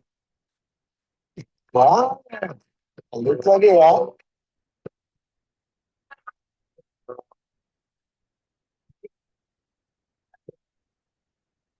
නංගි ෆෙස්ටිවල් වගේ නේ දෙන්න තනමි අච්චි අච්චි Sen biscuits are Molly, very smart green factors. Then Vaseline, military. අලුත් එක හරි රසයි නේ. එතකොට අපි ඇත්තටම ව්‍යාපාරයක් කරන්න ගන්නකොට අපේ භාණ්ඩ හෝ සේවා නිෂ්පාදනය කරන්න ගන්නකොට අපි බලන්න ඕනේ අපිට අපේ තියෙන වෙළඳපොලේ මොන දේවල්ද තියෙන්නේ අපිට පුරවන්න පුළුවන් අඩුපාඩු තියෙන තැන්. හරිද? ඔපචුනිටිස් කොහෙද තියෙන්නේ අපිට ෆුල්ෆිල් කරන්න පුළුවන්. හරිද? අපිට සපුරාලන්න පුළුවන් මොනවද දේවල්ද තියෙන්නේ මේ වෙළඳපොළ තුල. ඒ ඕන දෙයක් අපිට කරන්න පුළුවන් අපි ව්‍යාපාරයක් කරනකොට. දැන් මැලිබන් මෙහෙම ගත්තොත් එක එක જાතිය ප්‍රොඩක්ට්ස් තියෙන්නේ ඒවට. හරිද? සමහර ආයතන තියෙනවා මේ භාණ්ඩ විශාල ප්‍රමාණයක් නිෂ්පාදනය කරන. හරි. එතකොට මේ සමාජීය පැත්තෙන් ලොකු අලෙවිකරණය හා සමාජය ගැන අපි කතා කරා. අලෙවිකරණය ව්‍යාපාරවලට විතරක් නෙමෙයි ප්‍රතිලාභයක් ගෙන එන්නේ. ඒක සමාජයේ හැඩගස්වන එක ක්‍රියාදාමයක්. අලෙවිකරණය හරහා ව්‍යාපාර මිනිසුන්ගේ ජීවිතවලට බලපාන අවශ්‍ය වෙන වුවමනා කරන නිෂ්පාදන හා සේවා පිළිබඳව දේවල් sannivedanaya කරනවා. ඒ වගේම සමාජ වගකීමක් සාතික කරනකොට සදාචාරාත්මක අලෙවිකරණය ඉතාමත්ම වැදගත් කියන එක අපි සාකච්ඡා කරේ. මේකෙන් කියන්නේ අපි අලෙවිකරණය කරනකොට ඒ අලෙවිකරණය කියන්නේ අපි භාණ්ඩ හෝ සේවා යම්කිසි භාණ්ඩයක් හෝ සේවාවක් අපි ප්‍රොමෝට් කරනවා නම් ප්‍රවර්ධනය කරනවා නම් ප්‍රචාරණය කරනවා නම් ඒ භාණ්ඩය හෝ සේවාව ප්‍රථමයෙන් පාරිභෝගිකයන්ට හානිදායක නොවන භාණ්ඩයක් හෝ සේවාවක් වෙන්න ඕන. ඒ වගේම ඒක පරිසරයට හානිදායක නොවන සේවාවක් වෙන්න ඕන. ප්‍රධාන වශයෙන් ගත්තම මුළු සමාජයටම හානිදායක නොවන භාණ්ඩයක් හෝ සේවාවක් වෙන්න ඕන. හරිද? අලෙවිකරණය හා සමාජය කියලා කියන්නේ. ඊළඟට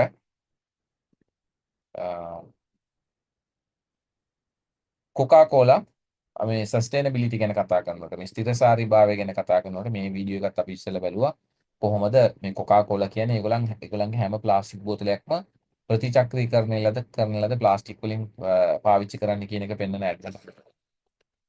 එක්ස්පීරියන්ස් එකක් අපි මේ ඇඩ් එක බලුවොත් බලන්න අපිට සිද්ධ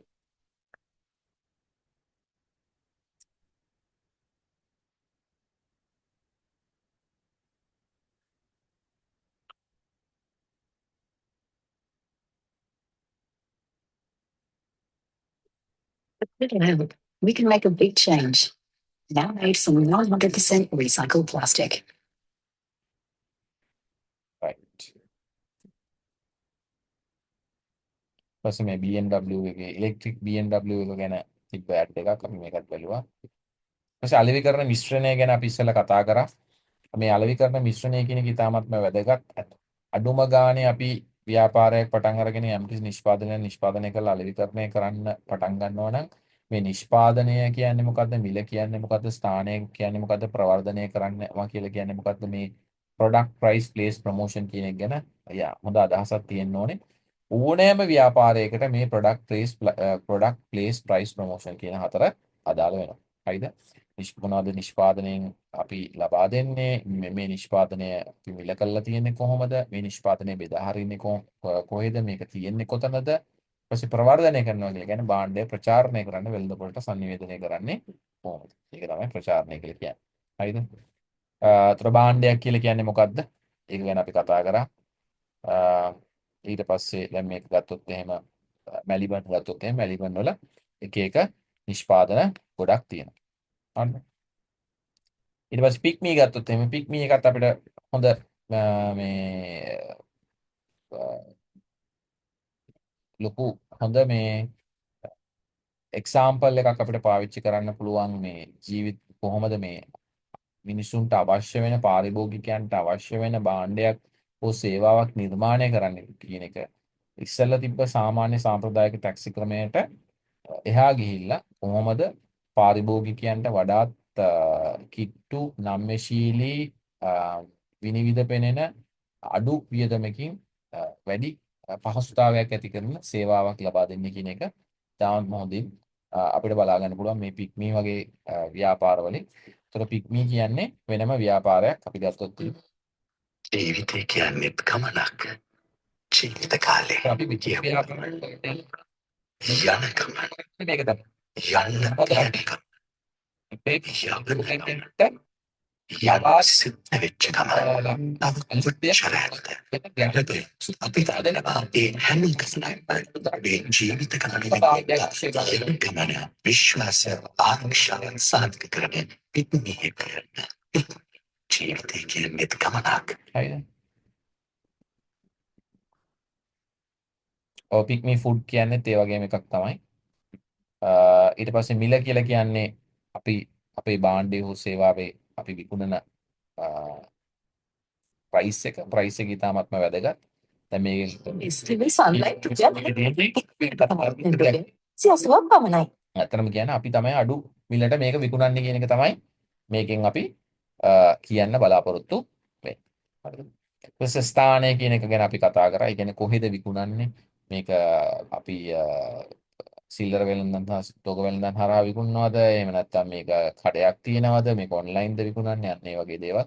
මේ එලිෆන්ට් හවුස් එකේ මේවා ටික දැක්කම ඔයගලන්ට අදහස් කරනවා මේක සුපර් මාකට් එකේ තියෙනවා මේ ලොරියනොත් කියලා විකුණනවා ත්‍රිවිලර් එකනොත් මේ ගෙදරින් ගෙදරට ගිහිල්ලා විකුණනවා. ඒ වගේ දේවල්.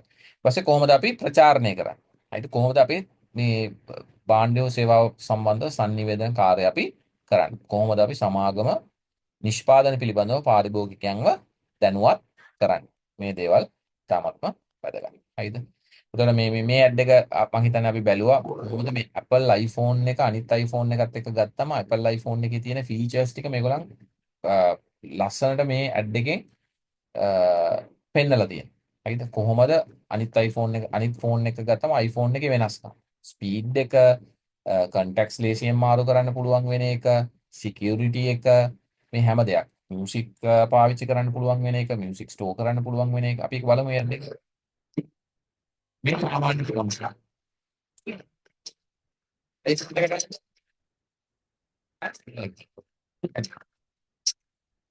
iPhone එකයි. ටාස්ක් කියලා කියන්නේ. දැන් තියෙන ෆෝන් එක ගත්තොත් තියෙන ෆෝන් එක ටැක්ස් එක කියලා කියනවා. හැබැයි iPhone එක ස්මූත් වෙන්නේ නැහැ කියන එක කියනවා.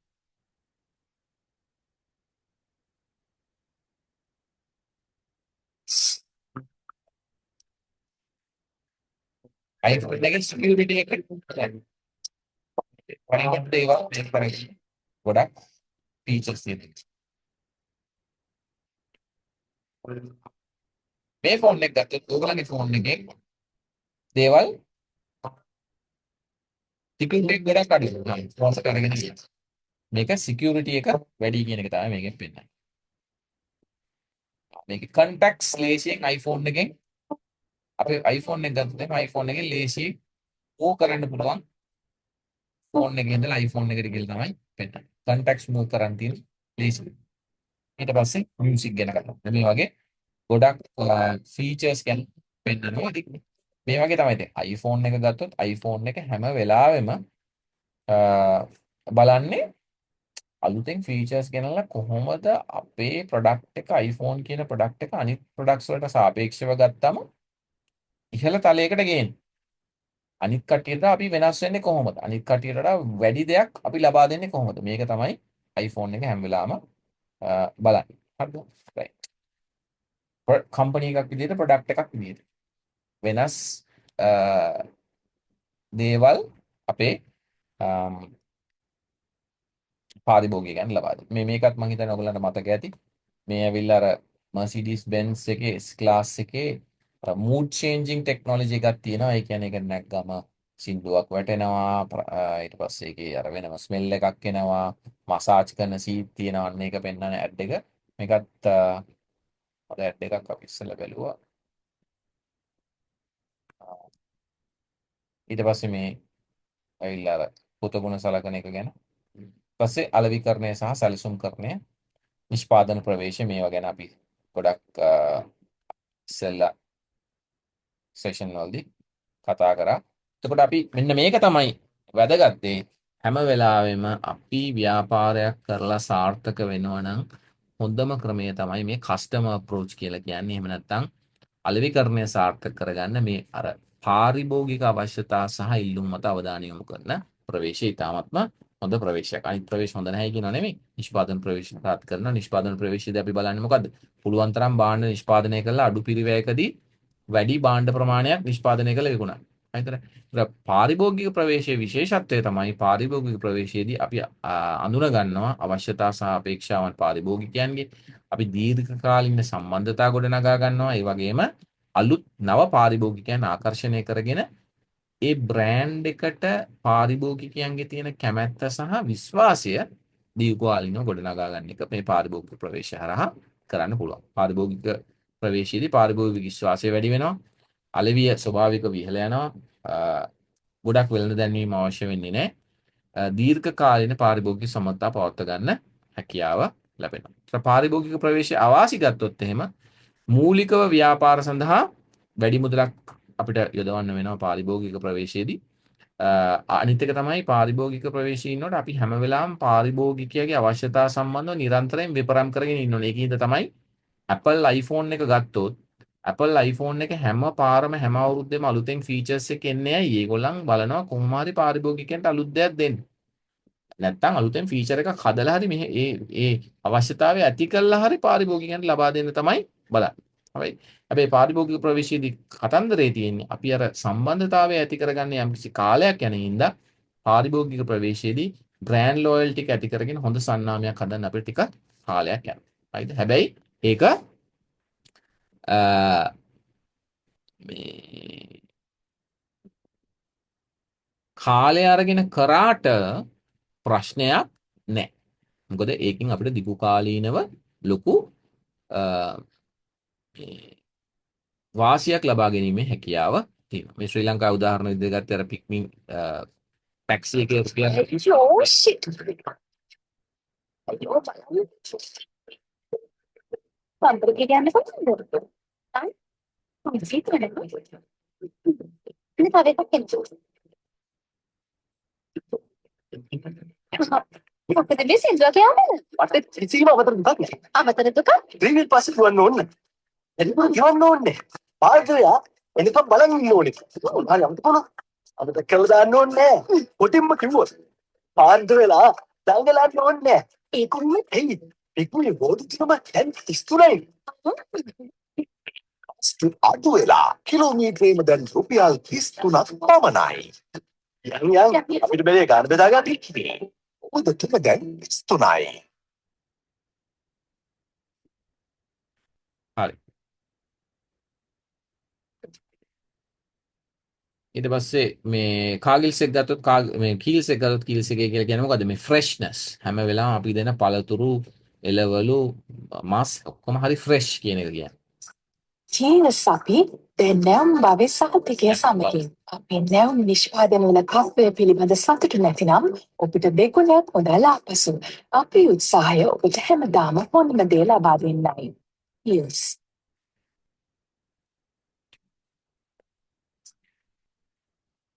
ඊට පස්සේ මේක අපි ගොඩක් බැලුවා මේ From the paradise island system පාසිලෝ. comes royal ඒකත් rituals. පාස් කියන්නේ අවශ්‍යතාවය උදේන Powerful පාස් signs of අවශ්‍යතාවය environment. බදලා ලක්ෂරි ආයුර්වේද කියන Nature, කොබනල් these majestic feelings soothe සැලෙන්න හොඳ brand relax your body, mind, and soul. Ceylon, luxury Ayurveda, where indulgence reigns. සමාජ අලෙවිකරණය ගැන අපි කතා කරා. ඊට පස්සේ අලෙවිකරණය සැලැස්මක් අපි හදන්නේ කොහොමද කියන එක ගැනත් අපි කතා කරා.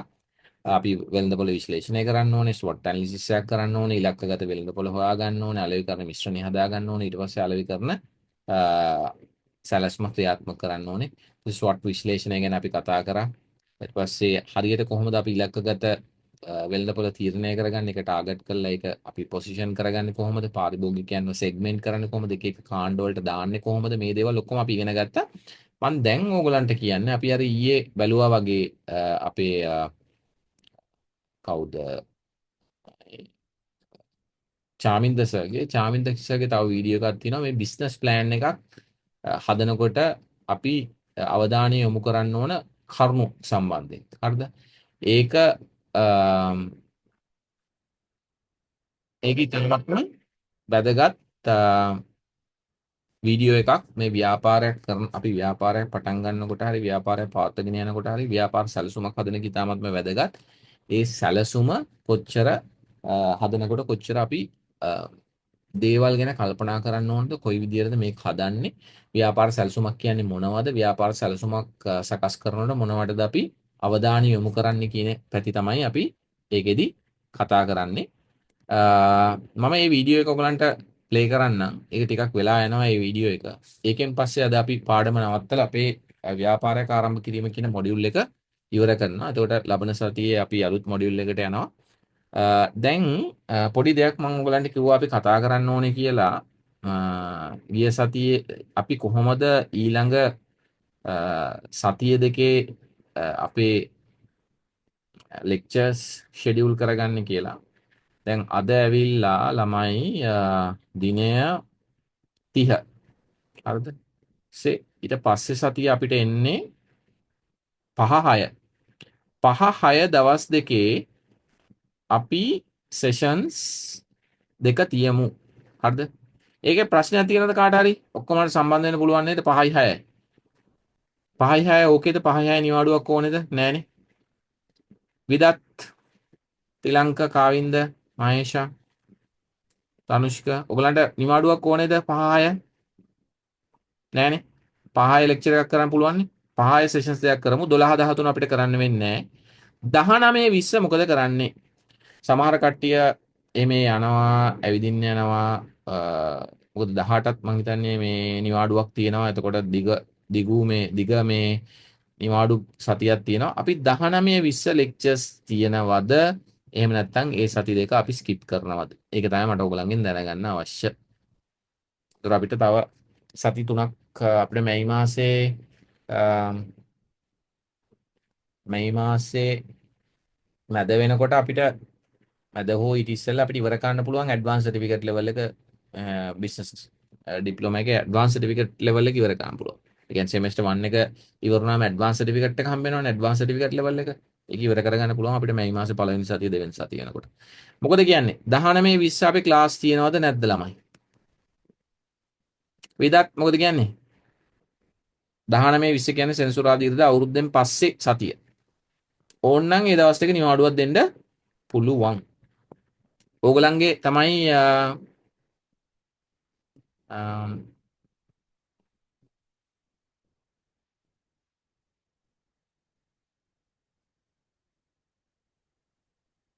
තීරණය. කාවින්ද? ඔයගලන්ට ඇහෙනවද මාව? මාව ඇහෙනවද ඔයගලන්ට? ඔව්. මොකද කියන්නේ? 19 20 පහය කරමු. 12 13 කොහොමත් නැහැ අවුරුද්ද. 19 20 ක්ලාස් කරනවද? නිවාඩුවක් ගමුද?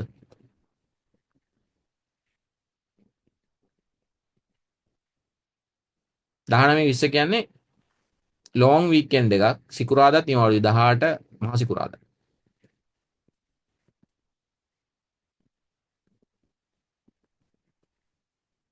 ඔව් ළමයි. මොකද කියන්නේ? 19 20 අපි එහෙනම් නිවාඩුවක් ගමුද විදත්? මොකද කියන්නේ? ඔව් 19 20 එහෙනම් අපි මේ ලෙක්චර්ස් තියන්න නැතුව තියෙමු. ඒතර අපි 5 6 හම්බ වුණාට පස්සේ ආයි 26 තමයි හම්බෙන්නේ. හරිද? ඒ අතරතුර මෙහෙම දෙයක් කරන්න පුළුවන්. 5 6 සෙෂන් එක කරලා ඉවරුනාම අපි ඕගලන්ට සති දෙකක් තියෙන හින්දා අපේ අසයින්මන්ට් සහ විභාග හා සම්බන්ධව යම්කිසි දැනුවත් කිරීමක් කරලා ඕගලන්ට මේ සති දෙකේ මොනවා හරි වැඩක් කරගන්න හදලා දෙන්නම්. තව අසයින්මන්ට් දෙකක් විතර කරන්නත් තියෙනවා. අසයින්මන්ට් වල වැඩයි. අපේ අවසාන විභාගයකුත් තියෙනවා. ඇඩ්වාන්ස් සර්ටිෆිකේට් එකේ ෆයිනල් එක්සෑම් එකක් තියෙනවා. ඒක ඔන්ලයින් තියේ ගොඩක් වෙලාවට MCQ සහ අනිත් විදියට. ඒතර ඒක ගැන යම්කිසි දැනුවත් කිරීමක් කරන්න පුළුවන්. ඒතර ඔයගලන්ට මේ සති දෙකේ ගොඩක් වෙලාවට ඔය හරි යවෙන්න පුළුවන්. උනාට ඉන්නකොට ඔයගලන් ඒ වැඩ ටිකක් කරගන්න පුළුවන්. හරි. ඒකින්ද එහෙනම් 19 20 ක්ලාසස් නෑ. 12 13 කොහොමත් ක්ලාසස් නෑ නිවාඩුයි. අවුරුද්දේ හින්දා. ඒතර අපි 5 6 තමයි ආයි හම්බෙන්නේ. හම්බෙලා ඊට පස්සේ 5 6 දවස් වෙනකොට මේ ඔයගලන්ගේ මේවා බල්ල ඉවරයි. අපි එවන්නම් ලකුණු ඔක්කොම මේ ෆෝම් මේ එක්සෙල් ෂීට් එකේ දාලා හදලා ඔක්කොම මම එවන්නම්. මට මේ අපේ ටීම් එකට දෙන්න බැරිනවා. මම බලලා තියෙන ඔක්කොම අසයින්මන්ට්ස් එවපුවා. 12 13 නෑ 19 20 නෑ. අපි ආයෙමත් උතර හම්බෙන්නේ 26 පස්සෙන් 10 වෙනිදා හම්බුනාට පස්සේ. අය පහය කතා කරනකොට දැන් කතා කරලා තිබ්බ හොඳයි. ඒතර මම 5 6 වෙනකොට ඔයගලන්ට මම ඒ සෙෂන් එක මම කරයිද වෙන එක්සර් කෙනෙක් කරයිද දන්නේ නැහැ. කොහොම වුණත් මොනවද තියෙන අසයින්මන්ට්ස් මොනවද කරන්න තියෙන්නේ කියලා ඒ ඔක්කොම විස්තර ඔයගලන්ට 5 6 දවස් දෙකේ කියන්න. රයිට්. හරි. එතකොට අර චාමින්ද සර්ගේ වීඩියෝ එක මම දාන්නම්. ඒක බලන්න. ඒක ටික දිග වීඩියෝ එකක් ඉන්න මේ බලන්න නැතුව යන්න බෑ. අනිවාර්යෙන් බලන්න ඕනේ.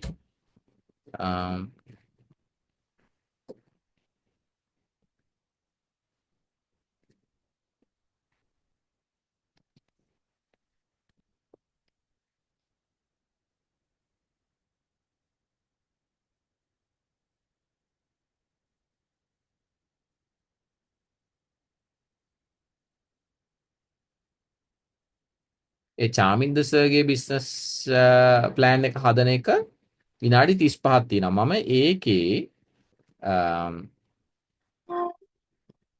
මම ඒකේ ඕගොල්ලන්ට දෙන්න ලින්ක් එක දැන්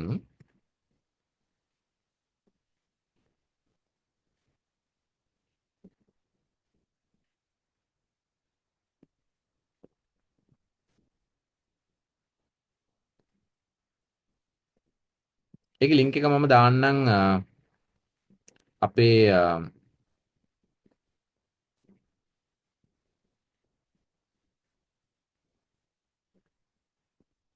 බිස්නස් මැනේජ්මන්ට් ගෲප් එකට. හරිද? ඒක බලන්න පුළුවන්. මේ ඇවිල්ලා බිස්නස් ප්ලෑන් එක සම්බන්ධ වීඩියෝ එක. මේක විනාඩි 35ක් විතර යනවා. ඒකින්ද ඒක දැන් මම ප්ලේ කරන්න යන්නේ නැහැ. ඒක මම දැම්මා ඔයාලන්ට. අපි බලමු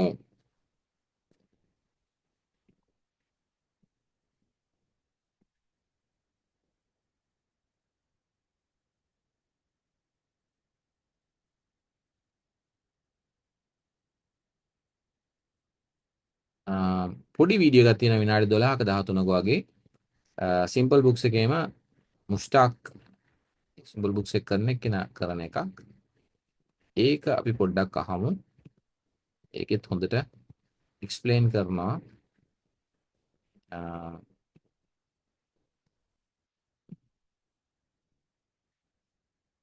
මේ බිස්නස් ප්ලෑන් එකක් හදාගන්න. ඔයා බිස්නස් එකක් කරන්න ඉන්නවා නම් ඔයාට ඒක ඉන්කම් තේරුම් ගන්න ඕනේ.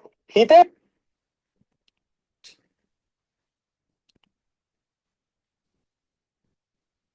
right මේක බලමු.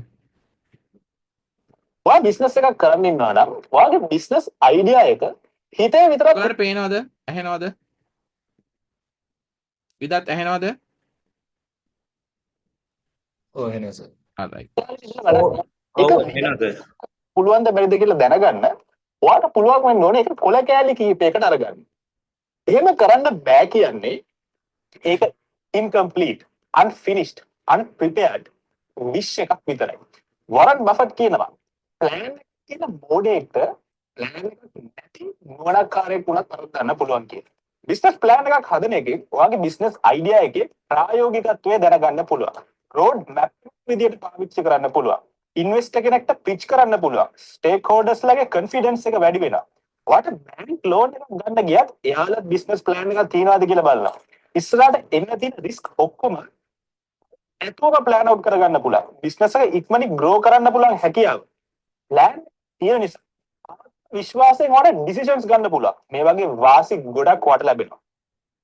දැන් ඔක්කොම කලින් අපි තේරුම් ගන්න ඕනේ ඔයා මේ බිස්නස් ප්ලෑන් එක හදන්නේ ඔයාට විතරක් බලන්න නෙමෙයි. දැන් උදාහරණයකට ඔයා බැංක් ලෝන් එකක් ආයෝජනයක් එක්ස්පෙක්ට් කරනවා නම් කියවන්න පුළුවන්. එතකොට ඔයා හිතන්න ඕනේ මේ බිස්නස් ප්ලෑන් එක අනිත් අයගේ අවධානය ගන්න විදිහට සහ ඔයාගේ කොන්ෆිඩන්ස් එක වැඩි වෙන විදිහට ඔයා මේක හදන්න දැනගන්න ඕනේ. එතකොට වැදගත් දෙයක් තමයි හරි වැදගත් ප්‍රශ්න වලට උත්තර ඔයාගේ බිස්නස් ප්ලෑන් එකෙන් ප්‍රසන්ට් වෙන එක හරිම වැදගත්. දැන් කලබල වෙන්න එපා බිස්නස් ප්ලෑන් එකක් හදන්න ගියාම ඔයාලට මේකට බිස්නස් ඩිග්‍රී එකක් තියෙන්න අවශ්‍ය නැහැ. ඕනම කෙනෙක්ට තේරෙන විදිහට ඉතාමත් බේසික් ප්‍රශ්න පහකට උත්තර හොයලා ඔයාගේ බිස්නස් ප්ලෑන් එක හදන විදිහ අපි මේ වීඩියෝ එකෙන් කතා කරමු. ඒත් එක්කම වීඩියෝ එකේ අන්තිමට මම පොඩි ඇඩිෂනල් ටිප් එකක් ෂෙයා කරනවා මේ බිස්නස් ප්ලෑන් එකක් හදීම සම්බන්ධයෙන්.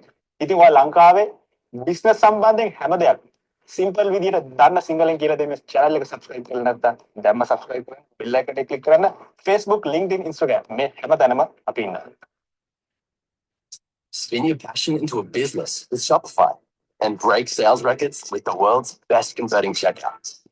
You heard me, the world's best converting checkout. Your customers can check out here, check out there, check out everywhere. Now that's music to your ears. Any way you spin it, you could be a smash hit with Shopify.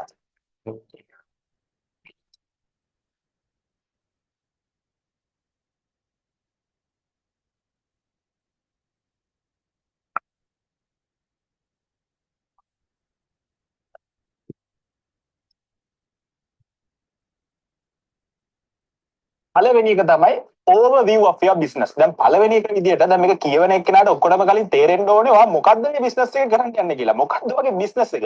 දැන් ඔයා business එකෙන් කරන්න යන්නේ මොකද්ද කියන එක. එක වාක්‍යයකින් ඔයාලට කියන්න බැන්න එතන ප්‍රශ්නයක් තියෙනවා. මේ කොටසට ඔයාලට දාන්න පුළුවන් වැදගත් වටින දෙයක් තමයි ඔයාගේ ටීම් එක අනාගත ටීම් එක ගැන විස්තර. ෂෙයාර්හෝල්ඩර්ස්ලා කවුද? මේකේ පාර්ට්නර්ස්ලා වෙන්න යන්නේ කවුද? මේකේ ෆවුන්ඩින් එම්ප්ලොයිස්ලා කවුද? මේකේ තව ඉන්වෝල්ව් වෙන්න යන්නේ කවුද? මොකද ස්ටාර්ට්අප් එකකට ඒකේ ටීම් එක තමයි ඒකේ බෑක්බෝන් එක වෙන්නේ. ස්ටීව් ජොබ්ස්ට ඒ කාලේ තිබ්බ ඇටිටියුඩ් එකට, ඒ විශ්වාසවන්තභාවයට, ඒ විෂන් එකට ඒවට තමයි යාගේ වටේ කට්ටිය එකතු වුනේ. ඊළඟට වගේ ඉන්ඩස්ට්‍රි එක්ස්පීරියන්ස් එක. උදාහරණයකට හිතන්නවා අවුරුදු 15ක රීටේල් එක්ස්පීරියන්ස් එකක් තියාගෙන රීටේල් බිස්නස් එකක් පටන් ගන්න යනවා නම් නැත්නම් ඔයා හිතලා බලන්න නිකන් හිතලා බලන්න Google එකේ වැඩ කරලා මෙහි ලංකාවට ඇවිල්ලා ඇප් එකක් ලොන්ච් කරන්න යනවා කියලා. එහෙම නැත්නම් හිතලා බලන්න ඔයා දක්ෂ CEO කෙනෙක් ගාව වැඩ කරලා දැන් බිස්නස් එකක් පටන් ගන්න යනවා කියලා. මේ වගේ ඉන්ඩස්ට්‍රි එක්ස්පීරියන්ස් වලට තියෙනවා නම් මේ ඔයාලට මේකේ දාන්න පුළුවන්.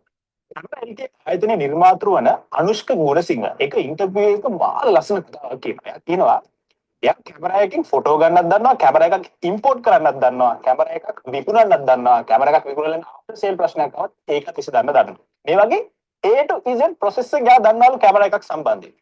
ඉතින් ඔයාගේ ඉන්ඩස්ට්‍රි එකේ ඔය අත ගන්න ඉන්ඩස්ට්‍රි එකේ ඔයාට තියෙන දැනුම, ඔයාට තියෙන එක්ස්පීරියන්ස් එක අනිවාර්යයෙන් මෙතනදී ආයුධයක් වෙනවා. ඒ නිසා ඔයාගේ බිස්නස් ප්ලෑන් එකේ මුලින්ම මේක දාන එකෙන් ඔයාට ඕනම කෙනෙක්ගේ අවධානය සහ ඔයාගේ කොන්ෆිඩන්ස් එකක් ඔයාට වැඩි කරගන්න පුළුවන්. නිකන් හරි හිතන්නකෝ ඔයාට සහ ඔයාගේ ටීම් එකකට තේම මේ ඉන්ඩස්ට්‍රි එකට ඔයගොල්ලෝ මේ පටන් ගන්න ඉන්ඩස්ට්‍රි එකේ ලොකු එක්ස්ප්ලෝෂන් එක එක්ස්පීරියන්ස් එකක් නැහැ කියලා.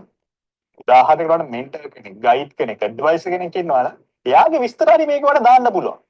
රයිට්. ඒ ඕවර්විව් කතන්දරේ වගේ බිස්නස් ප්ලෑන් එක ඔයා හැදුවට පස්සේ දැන් වාට ඒ හැමෝම කියන මේ රිසර්ච් එකට බහින්න පුළුවන්. අර යුද්ධයට කලින් යුද පිටිය ගැන දැනගෙන ඉන්න ඕන කියලා කීමක් තියෙනවානේ. දැන් මෙතනදී වාට දේවල් දෙකක් ස්ටඩි කරන්න රිසර්ච් කරන්න පුළුවන්. මෙහෙම අහන්න. ඔයා බිස්නස් එකක් කරනවා කියලා කරන්නේ මොකක්ද? මොකක්ද? ඔයා මොනවා හරි ලෝකේ තියෙන ලංකාවේ තියෙන ප්‍රොබ්ලම් එකකට සොලියුෂන් එකක් දෙන්න යන්නේ. කාටද ඔය සොලියුෂන් එක දෙන්න යන්නේ? ඔයාගේ කස්ටමර්ට. එතකොට ඔයාගේ කස්ටමර් කවුද? Who is your customer? ඒක තමයි $1 million question එක. ඔයාගේ කස්ටමර්ගේ මාකට් සයිස් එක කීයද? ඔයා විසඳන්න යන ප්‍රශ්නේ එයාලට නිතරම දෙන ප්‍රශ්නයක්ද? එයාලට සල්ලි දීලා ගන්න පුළුවන් තරම් වටින ප්‍රශ්නයක් ගාව විසඳන්න යන්නේ. ඔයාගේ කස්ටමර් හිතන පතන විදිහ මොකක්ද? මේගොල්ලෝ වැඩිපුර ඉන්නේ සෝෂල් මීඩියා එකේ වැඩිපුර එයාලා හොයන්නේ මොනවද? ලුලු ලෙමන් එකේ CEO එක ඉන්ටර්වියු එකක් ලස්සන කතාවක් කියනවා. කියන්නේ බිස්නස් එකේ ටාගට් ඔඩියන්ස් එක තමයි වයස අවුරුදු 32ක් වන. අදින්න අදහසක් තියෙන. ව්‍යායාම කරන පෝසෙක් ඇති කරන කාන්තාවන්. සිම්පල් බුක්ස් අපි ගත්තොත් අපි දැක ගොඩක් අය මේ YouTube එකේ මේ බිස්නස් ප්ලෑන් එකක් හදන විදිය ගොඩක් හොයලා තියෙනවා. ඉතින් ඒ නිසා තමයි අපි මේ වීඩියෝ එක හැදුවේ. එතකොට අපි දන්නවා අපේ කස්ටමර්ස්ලා හිතන පතන විදිය. ඉතින් ඒ වගේ ඔයාගේ කරන්න යන බිස්නස් එකේ ඔයාගේ කස්ටමර්ස්ලව ස්ටඩි කරලා ඒවා ඩයග්‍රෑම්ස් වලින් charts වලින් ඔයාට ඔයාගේ බිස්නස් ප්ලෑන් එකේ සඳහන් කරන්න පුළුවන්. දැන් ඔයාගේ කස්ටමර්ස්ලව හොඳටම ස්ටඩි කරලා ඉවරයි. ඒක ඔයා බිස්නස් ප්ලෑන් එකෙන් දාලා තියෙනවා. දෙවෙනි එක විදිහට ඔයාලට කරන්න පුළුවන්. දැන් ඔයා මේ සෝල්ව් කරන්න යන ප්‍රොබ්ලම් එක මේ වෙනකොට සෝල්ව් කරන වෙන කම්පිටිටර්ස්ලා කවුද ඉන්නේ? ඔයාගේ කම්පිටිටර්ස්ලා කවුද? දැන් කියන්න එපා මට කම්පිටිටර්ස්ලා කවුරුත් නැහැනේ. අනිවාර්යෙන් ඩිරෙක්ට් නැත්නම් ඉන්ඩිරෙක්ට් හරි කීප දෙනෙක් ඉන්න පුළුවන්. ඔයාට පුළුවන් ඔයාගේ බිස්නස් ප්ලෑන් එක පොඩි ස්වොට් ඇනාලිසිස් එකක් කරලා හරි. මේ හතර දෙනා තමයි මගේ බිස්නස් එකේ ඉන්න මේන් කම්පිටිටර්ස්ලා හතර දෙනා. හරි. මේ ආයතනේ මේ දේවල් හොඳට කරලා මෙතන මේ ආයතනේ මේ අඩුපාඩු කරනවා. මේ ආයතනේ ටිකක් මේ වැඩි ඉතාමත් උදින් කරනවා. මෙතන පොඩි ඉඩසක් තියෙනවා. මේගොල්ලෝ මේ වැඩි හරියට කරන්නේ නැහැ. මෙතන පොඩි ગેප් එකක් තියෙනවා. මට මේකට ඇඩ්‍රස් කරන්න පුළුවන් නම් මට මේ හැමෝටම වඩා උඩින් ඉන්න පුළුවන්. මේ වගේ ඔයාට පුළුවන් ඔය කම්පිටිටර්ස්ලා ස්ටඩි කරලා ඔයාගේ බිස්නස් ප්ලෑන් එකේ මේකත් ඔයාට සඳහන් කරන්න පුළුවන්. උදාහරණයට Netflix ආයතනේ එනකොට ඒගොල්ලෝ ඒ මුල් කාලේ ඒගොල්ලන්ට එහෙම ලොකුවට කම්පිටිෂන් එකක් තිබ්බේ නැහැ. ඒත් අද බලන්න Amazon Prime, Apple TV, Disney, Sony මේ වගේ කීයක් ඉන්නවද? උදාහරණයකට ෆියුචර් ගැන ට්‍රෙන්ඩ් එක දැක්ක නැති නිසා තමයි Nokia, Kodak, Blockbuster මේ ඔක්කොම ෆේල් උනේ. ඒ නිසා ඔයා කරන්න යන ඉන්ඩස්ට්‍රි එක long term යන ට්‍රෙන්ඩ් එක මොකක්ද කියන එක දැනගන්න එක ප්‍රිමියර් දෙකත් මොකද the more you know about your customer and your competition the more you earn. ඊළඟ කොටස තමයි ඔයාගේ බිස්නස් ප්ලෑන් එකේ වැදගත්ම වටිනම කොටස. මෙතන තමයි හැම දෙයක්ම highlight වෙලා පේන තැන. ඔයා solve කරගෙන problem එක මොකද්ද කියලා දැම්මනේ. ඊළඟට දාන්න ඕනේ ඔයා මේ solve කරගෙන problem එක අනිත් අයට වඩා වෙනස් විදිහට කොහොමද solve කරන්න යන්නේ. මොකක්ද වගේ තියෙන විශේෂත්වය මොකක්ද වගේ තියෙන unique selling proposition එක. ඒ මාකට් එකේ අනිත් products අනිත් services තියෙනකොට මිනිස්සු ඔයා ගාවට එන්න ඕනේ. ඔයා මේ business එක launch කරාට පස්සේ කොහොමද ලෝකේ වෙනස් වෙන්නේ යන්නේ? Alibaba එකේ Jack Ma කියනවා if you can't be first you have to be different. Amazon එකේ USP එකක් තමයි anything and everything ඕනම දෙයක් සහ හැම දෙයක්ම ලෝකේ ඕනම තැනකට අපි ඩිලිවර් කරනවා. ඔයා Walmart එකට ගියොත් ලෝකේ තියෙන retail giant කෙනෙක් Walmart එකේ කෑම බීම විතරක් නෙමෙයි ඔයාගේ daily life එකට ඕන කරන හැම දෙයක්ම Walmart එකේ තියෙනවා. තව දෙයක් One Golf Face එකේ දැකලා ඇති මිනිස්සු නැති self serving outlet එකක්. ඒක ඒගොල්ලන්ගේ USP එකක්. උදාහරණයකට ඔයාට ඕනනම් පුළුවන් ප්‍රොඩක්ට් එක සෙල් කරාට පස්සේ මාස 6ක ආෆ්ටර් සර්විස් එකක් ලබා දෙනවා. මේ විදිහට මොනවා හරි දෙයක් කරලා USP එකක් හදාගන්න පුළුවන්. ඊළඟ කොටස තමයි ඔයා මේ බිස්නස් එකෙන් සල්ලි හම්බ කරන්න යන්නේ කොහොමද? දැන් උදාහරණයකට ඔයාට මේ බිස්නස් ප්ලෑන් එක හදන්න හිතනකොට ඔයාට සල්ලි එන තැන් දෙක තුනක් දකින්න පුළුවන්. අඩුම එක core revenue stream එකක් හරි එක main revenue stream එකක් හරි ඔයාගේ බිස්නස් ප්ලෑන් එකේ ඔයාට සඳහන් කරන්න පුළුවන්. දැන් ඔයාගේ බිස්නස් එකට සල්ලි එන්න ඔයාට කස්ටමර්ස්ලා ඉන්න එපයි. කස්ටමර්ස්ලා ඉන්න මොකද්ද වෙන්න ඕන? ඔයාගේ බ්‍රෑන්ඩ් එක ගැන awareness එකක් ඇති වෙන්න ඕන. බ්‍රෑන්ඩ් awareness එකක් ඇති වෙන්න ඔයා බ්‍රෑන්ඩ් එක මාකට් කරන්න ඕනේ. මොකද්ද ඔයාගේ මාකටිං ප්ලෑන් එක? මාකටිං කරලා ඔයාගේ බිස්නස් එක, ඔයාගේ ප්‍රොඩක්ට් එක, ඔයාගේ සර්විස් එක ගැන මිනිස්සු දැනගත්තා. ඒගොල්ලෝ කොහොමද ඔයාගේ බිස්නස් එකට කනෙක්ට් වෙන්නේ? කොහොමද ඒගොල්ලන්ට ඔයා සර්විස් එකේ ප්‍රොඩක්ට් එක ලබා දෙන්නේ? මේ සේල් එක කරන ප්‍රොසෙස් එක කොහොමද? උදාහරණයකට මේ මාකටිං සහ සේල්ස් කියන්නේ ඔයාගේ බිස්නස් එකේ টপ ලයින් එකට. ඒ කියන්නේ ඔයාගේ රෙවෙනියු එකට ඩිරෙක්ට් බලපාන දේවල්. ඒ නිසා ඔයාගේ මාකටිං ප්ලෑන් එක, සේල්ස් ප්ලෑන් එක ඔයා හරි විදිහට ප්‍රැක්ටිකල් විදිහට නිවැරදිව හිතලා තියෙනවා කියන්නේ ගොඩක් වෙලාවට ඔයාගේ බිස්නස් එක රෙවෙනියු ජෙනරේට් වෙන්න තියෙන chance එක වැඩි.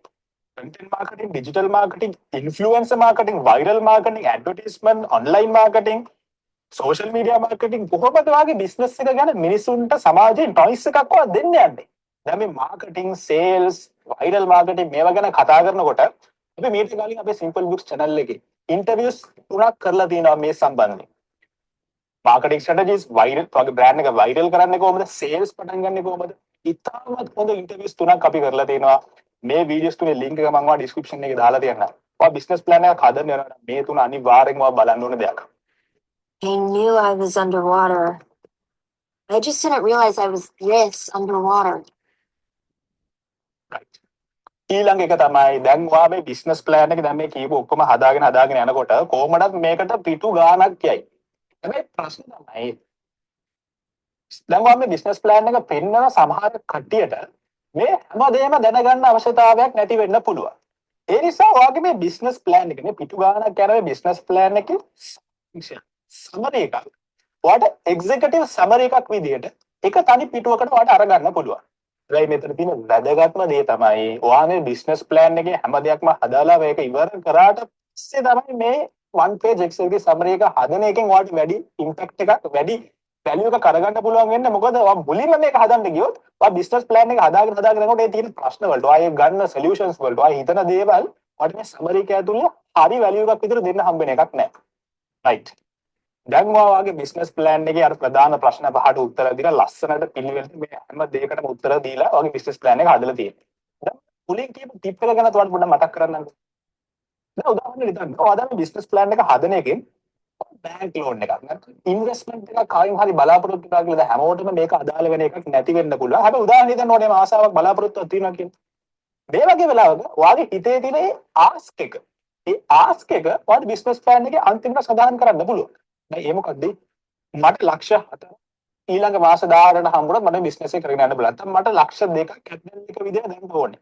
එහෙම නැත්නම් මට මේ කිසිම දෙයක් එපා. මට රජයේ මැදිහත් වීම හම්බුනොත් මට මේ බිස්නස් එක කරගෙන යන්න පුළුවන්. මේ වගේ ඔයාට අවශ්‍ය කරන ආස්ක් එක ඔයාට බිස්නස් ප්ලෑන් එකේ අන්තිමට පැහැදිලිව සඳහන් කරන්න පුළුවන්.